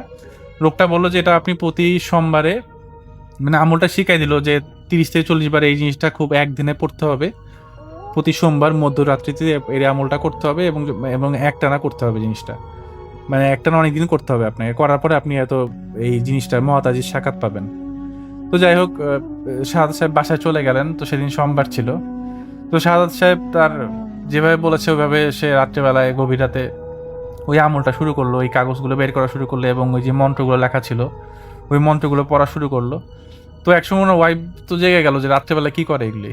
তো ওনার ওয়াইফ করলেন, না তুমি ঘুমাও, আমি একটা জিনিস করতেছি, তুমি এটা বোঝালে জানা লাগবে না। তো ওনার ওয়াইফকে কোনো কিছু শেয়ার করেন না, উনি ওই মন্ত্রগুলো পড়া শুরু করলেন। তো এইভাবে প্রায় প্রতি সোমবারে উনি মন্ত্র পড়তেন এবং গভীর রাতে মন্ত্র পড়তেন এবং মন্ত্রগুলো পড়তে মানে টোটাল যে এইভাবে সিস্টেমটা প্রসিজারটা শিখিয়ে দিয়েছিল ওনার টোটাল 1.5-2 ঘন্টার মতো সময় লাগতো। উনি 12টার দিকে বসতেন, 2টার দিকে হয়তো উঠতেন, 2টা-2টার দিকে উঠতেন আর কি। এভাবে প্রায় 6 সপ্তাহ চলে যায়, মানে 6টা সোমবার এরকম চলে যায়। তো উনি কিছুই দেখতে পারেন না, কিছুই হয় না। তো উনি মনে মনে ভাবে যে 10,000 টাকা মানে পানিতে গেল, লোকটা ধরতে হবে। তো যাই হোক, এরপরের সপ্তম যে সপ্তাহ, সেই সপ্তাহে উনি আবারও এরকমভাবে আমল করা শুরু করলেন, ওনাকে যে জিনিসটা বলে দিছিল আর কি, যে মন্ত্রগুলো পড়তে বলা হয়েছিল। তো মন্ত্র পড়ার এক পর্যায়ে পুরোপুরি উনি শেষও করেনি, একটা সময় উনি খেয়াল করলেন যে উনার ডান হাতে যে বুড়ো আঙুল, যেটা আঙুলটা হঠাৎ করে নড়ছে, মানে উনি নড়াচ্ছে না কিন্তু আঙুলটা কেমন যে নড়ছে। উনি হয়তো ভাবলেন যে কোনো পেশির টান টান লাগে নড়তেছে নাকি, বা কোনো নার্ভের কোনো সমস্যা হলো নাকি। পরে উনি খেয়াল করলেন যে ওনার বুড়ো আঙ্গুলের যে নখে উনি একটা ছবি দেখতে পাচ্ছেন বা কোনো কিছু দেখতে পাচ্ছেন, যে একটা প্রাণীর মতন, মানে পরিষ্কার যে উনি দেখছেন তা না, বাট দেখতে পাচ্ছেন যে একটা প্রাণীর মতন, যেটার মানে চোখ আছে, মুখ টুক বোঝা যাচ্ছে, মাথায় চুল আছে, বাট পরিষ্কার উনি বুঝতে পারছেন না। এবং কিছুক্ষণ পরে জাস্ট 2-3 মিনিট এরকম দেখলেন, কিন্তু কিছুক্ষণ পরে ওনার প্রচন্ড হাতে ব্যথা শুরু হইলো। তো হাতে ব্যথা এক পর্যায়ে উনি চিল্লায় উঠলেন। তো তখন ওনার ওয়াইফ বললেন, কি ব্যাপার, তুমি চিল্লাচ্ছ কেন? তখন উনি ওনার কিছু বলেন না, উনি বলেন যে না, রাতেবেলা ঘুমে স্বপ্ন দেখছি, যাই হোক এই কারণে ওনার আসলে হাতে ব্যথা, ওনার আঙ্গুলটা প্রচন্ড ব্যথা করতেছিল। তো যাই হোক, এরপরের সপ্তাহের ঘটনা। তো এরপর সপ্তাহে উনি ভাবলেন যে সোমবারে উনি আগে থেকে প্ল্যান করে গেছিলেন যে কিছু একটা হয়তো আসবে বা আমি হয়তো ওই মহাতাজিকে দেখতে পাবো। তো এরপরের সোমবারে যেটা হলো, ওনার ওয়াইফ ওনার বাবার বাড়ি চলে যায়। ওনার বাবার বাড়িতে একটা প্রোগ্রাম ছিল। তো রাত্রেবেলায় উনি ওনার আমল শুরু করলেন। তো আমল শুরু করার কিছুক্ষণ পরে উনি দেখতে পেলেন যে আঙুলটা নড়ছে এবং সেদিন বাসায় কেউ ছিল না, উনি একাই বাসায় ছিলেন। তো উনি সেদিন পরিষ্কারভাবে ওই জিনিসটা ওনার আঙ্গুলের নখের মধ্যে দেখতে পেলেন, যে নখের মধ্যে একটা জিনিসের ছবি আসতেছে, মানে পরিষ্কার দেখতে পাচ্ছেন যে জিনিসটা এরকমভাবে উনি বলছে যে জিনিসটা হচ্ছে কালো আর নীলের মিশ্রণ, একটা মাথা মানে পাসপোর্ট সাইজের ছবি যেমন থাকে ওই টাইপের মানে জিনিস। তো জিনিসটা কানগুলা অনেক বড়, চোখগুলা কেমন লাল, নাক আসছে ছোট একটা, মুখ বিশাল, মাথায় কিছু চুলও আছে, খুব বিভৎস টাইপের একটা জিনিস, মানে খুব বাজে দেখতে। জিনিসটা ওনার দিকে তাকায় আছে এবং জিনিসটা ওনার দিকে তাকায়, জাস্ট আমরা কখনো ইশারায় যদি না বলি কাউকে, যখন মাথা ডান থেকে বামে, বাম থেকে ডানে একবার করে নাড়াই বা না ইশারায় যখন না করি, জিনিসটা ওরকম ওনাকে ইশারায় না করলো এবং মানে মাথাটা ঘুরালো, জিনিসটা ঘুরানো কিছুক্ষণ পর চলে গেল। তো শাহাদাত সাহেব আসলে জিনিসটা বুঝতে পারলেন না যে কি হইলো, কি করলো। তো তারপরের দিন সেই দোকানদারের কাছে গেল। তো দোকানদারের কাছে তো অনেকদিন পরে আসলো, দোকানদার বললো, ওনাকে দেখেই বললো যে কি ভাই আসছে? তখন শাহাদাত সাহেব বললো যে আসছে কি জানি না, বাট একটা জিনিসের ছবি এরকম দেখলাম আমার নখের মধ্যে। তো তাহলে তো দোকানদার বলতো, হ্যাঁ তাহলে তো ভাই চলে আসছে, আপনি কিন্তু ভাই সাবধানে থাকবেন, আর যে আমলটা দিছি আমলটা ঠিক মতো করবেন, এই জিনিসটাই কিন্তু সাবধানে রাখতে হবে। এখন এটা আপনার শরীরে অলরেডি চলে আসছে, এটা কিন্তু আপনার শরীরে বিভিন্ন জায়গায় ছড়ায় যাবে। তো আমি তখন শাহাদাত সাহেব একটু ভয় পেয়ে গেলাম, ছড়ায় যাবে মানে? বলে এটা ছড়ায় যায় এরকম, আর আপনি এই জন্য যেই জিনিসটা দিয়েছি আপনার এটা ঠিক মতো পড়বেন, তাহলে আর সমস্যা হবে না। তো যাই হোক, শাহাদাত সাহেব বলেন যে এই যেই জিনিসটা দেখলাম ওটা তো মাথা নড়াইলো এমনি করে, না করলো ইশারায় না এর মতন। তখন দোকানদার বলে, হ্যাঁ সর্বনাশ, সে তো খারাপ জিনিস। তো শাহাদাত সাহেব বললে, খারাপ জিনিস মানে? তখন শাহাদাত সাহেবকে দোকানদার বললেন যে আচ্ছা আপনি বলেন তো, ওই মন্ত্রটা পড়ার আগে আপনি কাউকে কি স্পর্শ করছিলেন এবং লাস্ট কাকে স্পর্শ করছিলেন? ওই লোক তো মরে যাবে। শাহাদাত সাহেব তো অবাক হয়ে গেলেন যে স্পর্শ কাকে করছে, সেই লোক মারা যাবে মানে? শাহাদাত সাহেব কোনোভাবে ভাবতে উনি দোকান থেকে চলে গেলেন সেদিনকার। তো বাসায় আসার পরে উনি ফোন পেলেন যে ওনার কাজিন সুমন আর কি, উনি মারা গেছে। তো তখন ওনার মনে হলো যে গতকাল রাতে যখন উনি বাসায় এসেছিল তখন ওই সুমনের সাথে উনি হ্যান্ডশেক করেছিল। তো ওনার জিনিসটা আসলে খুব খারাপ লাগে, উনি আসলে এটা মানতে পারেন না, কারণ ওনার কাজিন ছিল, ছোট ভাই, খুব আদরের কাজিন ছিল। তো যাই হোক, এরপরে শাহাদ সাহেব ভাবলেন যে জিনিসটাকে দেখতে হবে।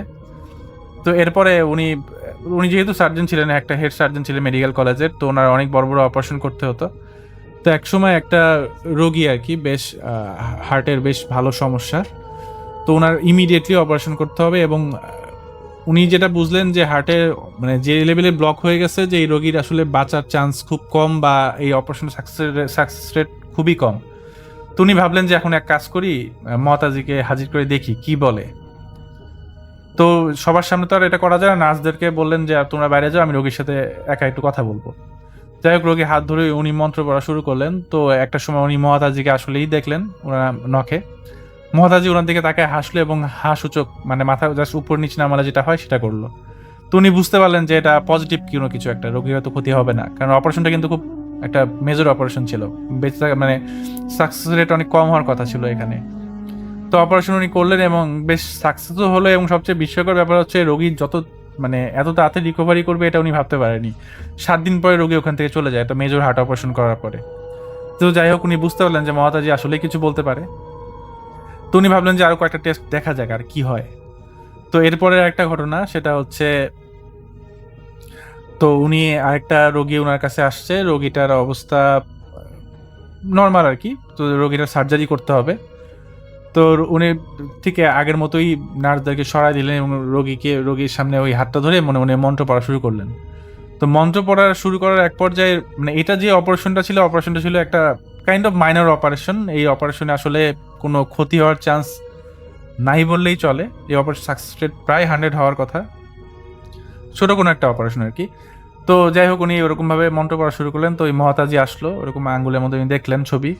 তো ছবি দেখার পরে উনি মহাতাজি ওনাকে মানে যেটা দেখলো সেটা হচ্ছে জাস্ট মাথাটা না সূচক যে চিহ্নটা, জাস্ট ডান থেকে একবার বামে মাথা সরাচ্ছে, বাম থেকে একবার ডানে মাথা সরাচ্ছে, না সূচক ভাবে আমরা যেরকম সংকেত দিই এরকম। তো উনি অবাক হয়ে গেলেন যে এই অপারেশনে এরকম একটা করলে তো হওয়ার কথা না। তো উনি খুব সিরিয়াসলি অপারেশনটা করলেন। অপারেশনটা প্রায় 1-1.5 ঘন্টার ছিল। তো অপারেশনটার ঠিক মাঝখানে যখন আর কি প্রায় অপারেশনটা কিছুক্ষণ পর শেষ হয়ে যাবে, এমন সময় ওনার হাতে অনেক সার্জারি যে জিনিসপত্রগুলো থাকে, তো কোনো কারণে একটা জিনিস ওনার হাতে সে টাচ লেগে তো রোগীর পেটে একটা মেজর আর্টারি কেটে যায়। তো প্রচণ্ড রক্তক্ষরণ হয় অপারেশনের মাঝখানে। তো ওইটা দেখে উনি খুব হয়ে যায়, মানে খুব ঘাবড়ে যায় আর কি। তো যাই হোক, অন্যান্য ডাক্তাররা উনি ওখানে পড়েও সেন্সলেস হয়ে যায়। তো বাকিরা অন্য ডাক্তাররা এই অপারেশনটা কমপ্লিট করে, কিন্তু সেই রোগীটা প্রায় 3-4 ঘন্টা পরে মারা যায়। তো এই জিনিসটা আসলে কোনোভাবে উনি মেনে নিতে পারতেছিলেন না যে আসলে এই জিনিসটা সত্যি, বা আসলে উনি বুঝতে পারতেছেন না এই জিনিসটা ওনার কাছে আগে মারা যাচ্ছে, এই জিনিসটা যে উনি জানতে পারতেছেন, এই জিনিসটা উনি বুঝতে পারলেন যে আসলে মহাতাজি যেটা বলে সেটা প্রায় মিলেই যাচ্ছে সবকিছুতে। তো ওনার কাছে এই জিনিসটা ভালো লাগে না। তো উনি অফিস থেকে ছুটি নিলেন। তো এর মধ্যে ওনার ওয়াইফও ডাক্তার ছিলেন। তো ওনার ওয়াইফ যেটা বললেন যে তোমার আসলে কি হয়েছে, কিছু দেখতেছি যে তুমি আর আচরণ ভিন্ন, সবকিছু ডিফারেন্ট, তোমার কি হয়েছে? তো উনি ওনার ওয়াইফকে সবকিছু খুলে বললেন, একদম ফার্স্ট টু লাস্ট যা যা হয়েছে একদম সবকিছু খুলে। তো তখন ওনার ওয়াইফ ওনাকে বললেন যে তোমাকে তো একটা জিনিস একটা কথা বলি নাই আমি, সেটা হচ্ছে ওনার একটা ছেলে ছিল 11 বছর বয়স। তো ওনার বাচ্চা, তখন উনি বললেন যে তোমার আমাদের বাবুর তো মানে ক্যান্সার ধরা পড়ছে, রেজাল্ট পজিটিভ। তো আমি আসলে তোমাকে ইচ্ছা করে বলিনি, তুমি তো যেহেতু বলতেছো তোমার সেই ওই যেটা আছে সেটা সবকিছু জানে, তুমি একটু বলো দেখো কি হয়, মানে কি বলে। তো উনি তখন বললেন যে না, সাদ সাহেব বলেন যে না, আমি আমার বাচ্চার সাথে এরকম কোনো কিছু করতে পারবো না, কোনো কিছু বলতেও পারবো না। তো যাই হোক, একসময় বউ ওনার ওয়াইফ অনেক রিকোয়েস্ট করে। তো একটা সময় উনি মন্ত্র পড়া শুরু করেন। তো মন্ত্র শুরু করার পরে সেদিন একটা ডিফারেন্ট টাইপের ঘটনা ঘটে তার সাথে।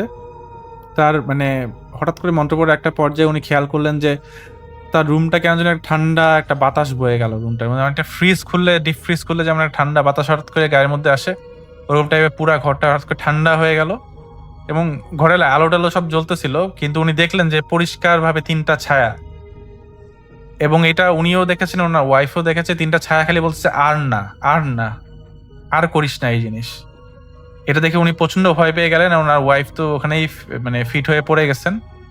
তো উনি যাই হোক, উনি চাচ্ছেন যে ডাইনিং রুমে যে পানি টানি দিয়ে ওনার ওয়াইফকে পানি দিবেন এমন কিছু। তো ডাইনিং রুমে যাওয়ার পরে উনি দেখেন যে হঠাৎ করে ওনার ঘরে বেডরুমে যে দরজাটা বন্ধ হয়ে গেল, উনি আগে দরজা খুলতে পারতেছেন না, উনি ডাইনিং রুমেই বন্দি।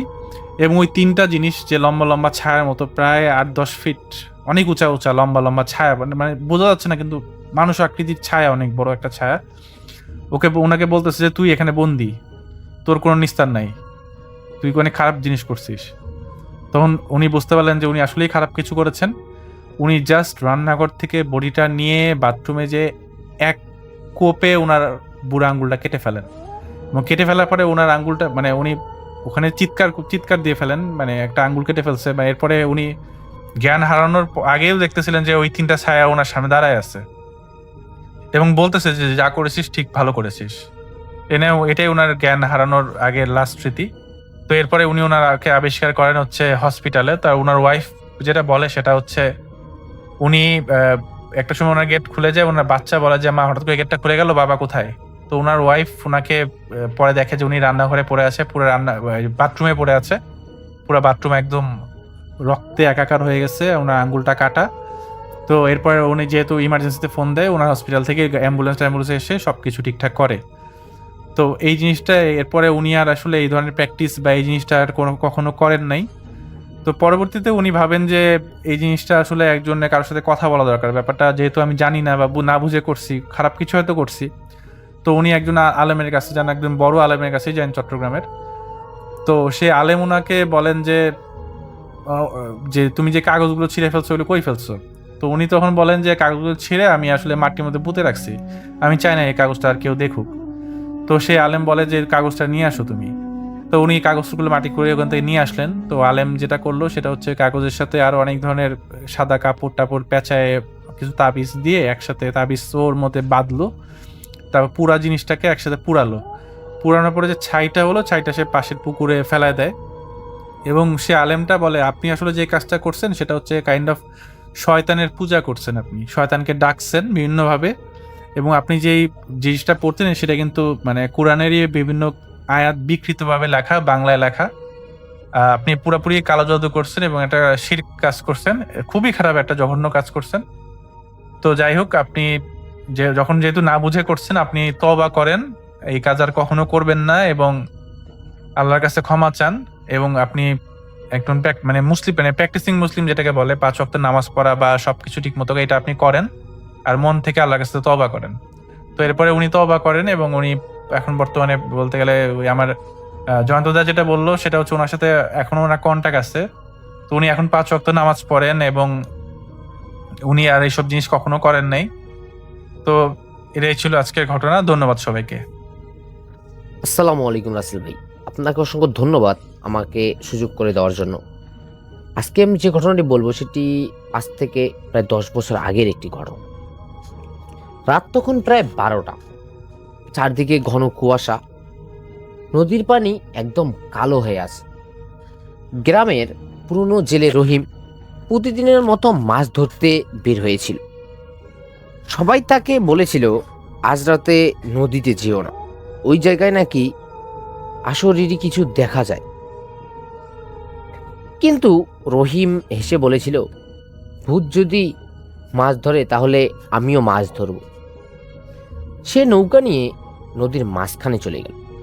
জাল ফেলতেই কিছুক্ষণ পর জালটা হঠাৎ কেন যেন অস্বাভাবিক ভারী হয়ে গেল। রহিম ভাবল, বাহ, আজ বুঝি বড় মাছ পেয়েছি। অনেক কষ্টে জাল তুলতেই সে দেখল ভিতরে কোনো মাছ নেই, আছে একটি পুরনো ছেঁড়া শাড়ি আর একটি মরচে ধরা নুপুর। হঠাৎ নদীর ওপার থেকে একটি মেয়ের কান্নার শব্দ ভেসে এলো, আমার মাছগুলো ফিরিয়ে দাও। রহিমের হাত পা যেন ঠিক তখনই ঠান্ডা হয়ে গেল। সে চারদিকে তাকালো কিন্তু কাউকে এসে দেখতে পেল না। আবারও সেই একই আওয়াজ, আমার মাছ, আমার নৌকা সব কিনে নিয়েছিল। ঠিক তখনই নৌকার পিছনে পানির মধ্যে কেউ যেন দাঁড়িয়ে আছে। রহিম ধীরে ধীরে ঘুরে তাকালো। একজন ভেজা চুলের মহিলা সাদা কাপড় পরে পানির উপর দাঁড়িয়ে আছে। তার চোখ দুটো অন্ধকারের মতো কালো।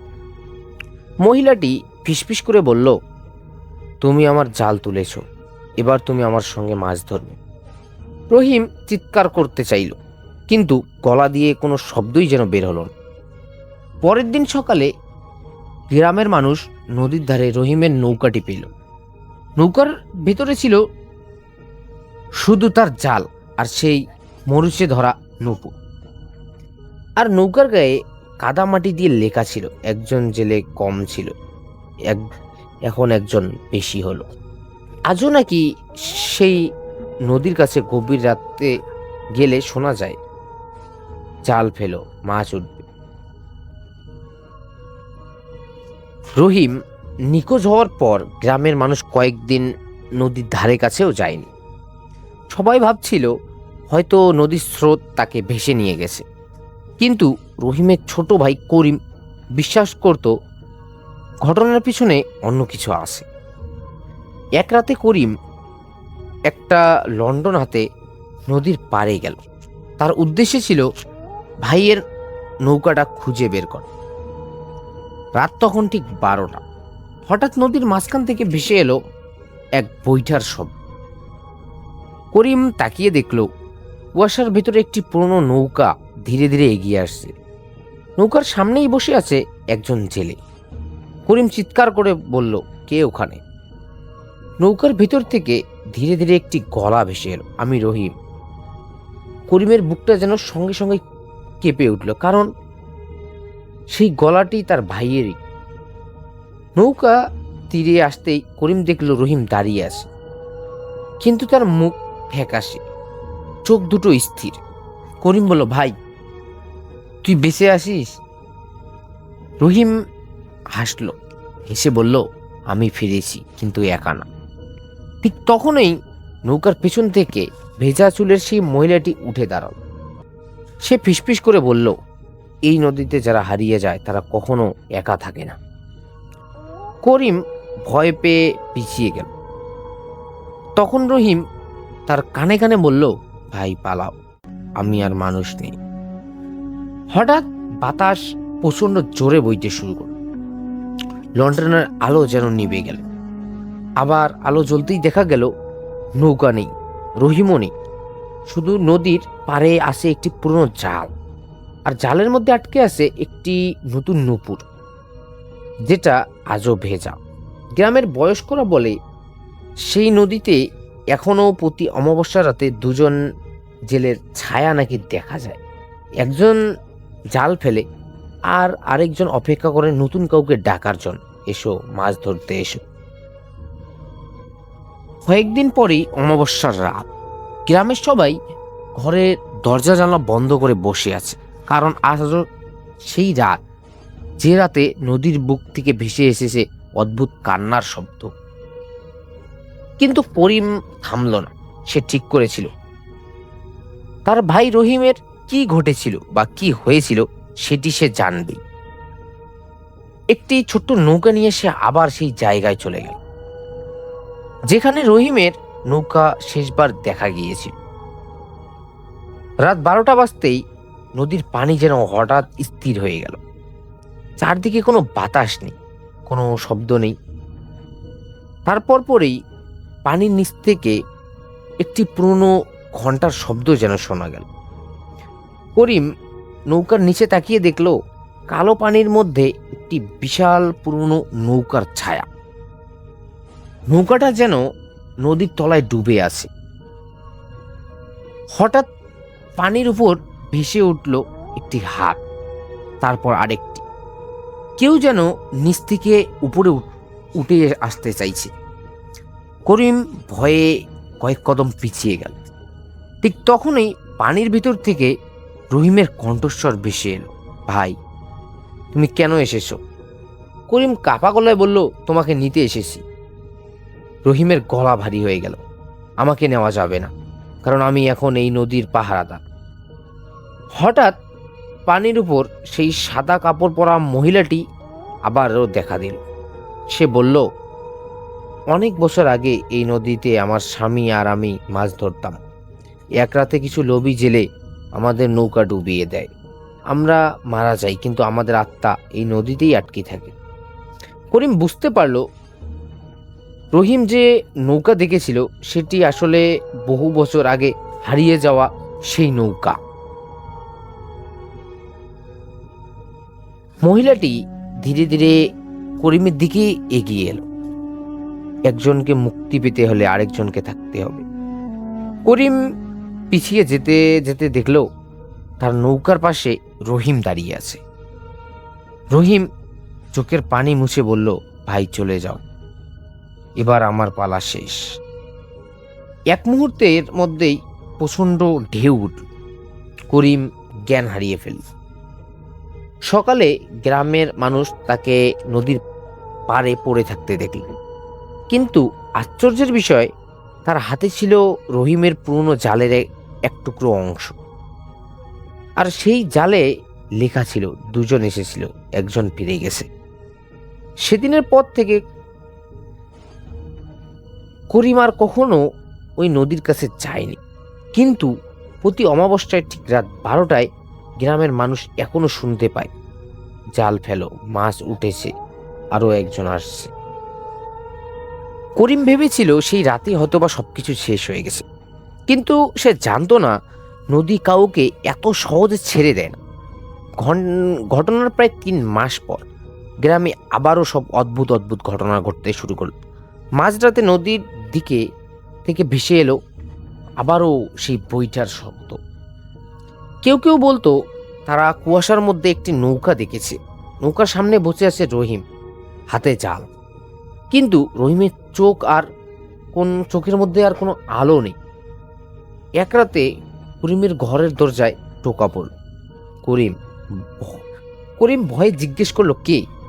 বাইরে থেকে একটি পরিচিত কণ্ঠস্বর ভেসে এল, ভাই দরজা খোল, আমি রহিম। করিমের শরীর যেন ঠান্ডা হয়ে গেল। সে জানতো এটা কোনোভাবেই সম্ভব না, কারণ রহিম আর মানুষ হয়ে ফিরে আসবে না। দরজার নিচ দিয়ে হঠাৎ পানি ঢুকতে শুরু করলো। সেই পানির সঙ্গে সঙ্গে ভেসে এলো একটি পুরনো জাল। জালের মধ্যে আটকে ছিল একটি ছোট কাঠের বাক্স। করিম কাপা হাতে বাক্সটি খুলল। ভিতরে ছিল রহিমের পুরনো একটি ডায়েরি। ডায়েরির শেষ পাতায় লেখা, যদি এই লেখা কেউ পড়ে তাহলে বুঝবে নদীর অভিশাপ এখনো শেষ হয়নি। ওই মহিলা শুধু একজন আত্মা না, সে এই নদীর রক্ষক। প্রতি 100 বছর তাকে একজন নতুন পাহারাদার নিতে হয়। করিমের হাত কাঁপতে লাগলো। হঠাৎ ডায়েরির শেষ লাইনের নিচকে নতুন করে লেখা দেখা গেল, এবার পাহারাদার হবে করিম। ঠিক তখনই ঘরের সব বাতি যেন হঠাৎ নিভে গেল। জানালার বাহিরে দেখা দিল সাদা পোশাকের সেই মহিলা আবারও দাঁড়িয়ে আছে। সে হেসে বলল, তোমার ভাই তার দায়িত্ব শেষ করেছে, এবার তোমার পালা। করিম দৌড়ে দরজার দিকে গেল, কিন্তু দরজা খুলতেই সে দেখল তার ঘরের বাইরে আর গ্রাম নেই। সামনে শুধু কালো নদী, আর মাঝখানে দাঁড়িয়ে আছে একটি পুরনো নৌকা। নৌকার ভিতর থেকে রহিমের গলা এলো, ভাই জালটা ধরো। করিম ধীরে ধীরে জালের দিকে হাত বাড়াল, আর ঠিক তখনই নদীর পানি হাজারো হাত যেন উঠে এলো। সবাই একসঙ্গে ফিসফিস করে বলল, আরেকজনকে জেলে পাওয়া গেছে। পরের দিন সকালে গ্রামের মানুষ শুধু করিমের ঘরটা খুঁজে পেল। ঘরের মেঝেতে পড়েছিল একটি ভেজা জাল, আর দেয়ালে লেখা ছিল, নদীর মাস শেষ হয় না, জেলেরাও না। ধন্যবাদ রাসেল ভাই, আজকের ঘটনাটি এ পর্যন্ত। ধন্যবাদ প্রিয় লিসেনার, যারা এতক্ষণ পর্যন্ত আমাদের এই পরিবেশন শুনলেন তাদেরকে অন্তরের অন্তঃস্থল থেকে ভালোবাসা জানাই। আমরা প্রতিদিন এই চ্যানেলের মাধ্যমে এইরকম পরিবেশনা করি। আপনারা যারা যারা আমাদের এই ধরনের ঘটনাগুলো বা এই ধরনের তেলাওয়াতগুলো পছন্দ করেন, তারা অবশ্যই আমাদের চ্যানেলটিকে সাবস্ক্রাইব করে রাখবেন। আপনাদের জন্য প্রতিনিয়ত এইরকম ঘটনাগুলো অথবা এইরকম আপনারা যেটাই চাইবেন আমাদের এই চ্যানেলে পেয়ে যাবেন। মানে যে ধরনের ঘটনা চাইবেন, অনেকেই শ্মশানের ঘটনা চান, অনেকেই অ্যাম্বুলেন্সের ঘটনা চান। যাই হোক, অ্যাম্বুলেন্সের ঘটনা তো আপনারা একটা চ্যানেল থেকে প্রতিদিন শোনেনি, সেটা হচ্ছে আজকের উৎস। এই ব্যক্তিটা প্রতিদিন অ্যাম্বুলেন্সের ঘটনা ছাড়ে। আপনারা যদি অ্যাম্বুলেন্স লাভার হয়ে থাকেন তাহলে অবশ্যই তার চ্যানেলে গিয়ে ঘটনাগুলো শুনে আসবেন। এবং আদারওয়াইজ কবিরাজের ঘটনা, তান্ত্রিকের ঘটনা, পীর সাহেবের ঘটনা, কোনো পরীর ঘটনা, জিনের ঘটনা, অভিশপ্ত জিনের ঘটনা, সকল ধরনের ঘটনা আপনারা আমাদের এই চ্যানেলে পেয়ে যাবেন। আমাদের চ্যানেলের নাম মনে রাখবেন, আমাদের চ্যানেলের নাম হচ্ছে টপ ভূত এফএম। আপনারা ভুলে যাবেন না, এটি এমন একটি চ্যানেল যে চ্যানেলের মাধ্যমে আপনাদের ভূত এফএম শোনা শুরু হয়েছিল। আপনারা এই ভূত এফএম চ্যানেল যদি সাবস্ক্রাইব এখনো না করে থাকেন, তাহলে অবশ্যই আপনারা কিন্তু বিশাল কিছু মিস করে যাচ্ছেন। কারণ সেই প্রথম থেকে আপনাদের যেভাবে আনন্দ দিয়ে আসতেছে আমাদের টপ ভূত এফএম, যা আপনাদের কল্পনার বাহিরে, আপনাদের কল্পনার বাহিরেই নিয়ে যায় আমাদের এই চ্যানেল। যাই হোক, আপনারা চ্যানেলটি সাবস্ক্রাইব করবেন, প্রতিদিন রাত 11টায় নতুন নতুন ঘটনাগুলো উপভোগ করবেন। আজকের মতো এখানে বিদায় নিচ্ছি। সবাই ভালো থাকবেন, সুস্থ থাকবেন। আসসালামু আলাইকুম।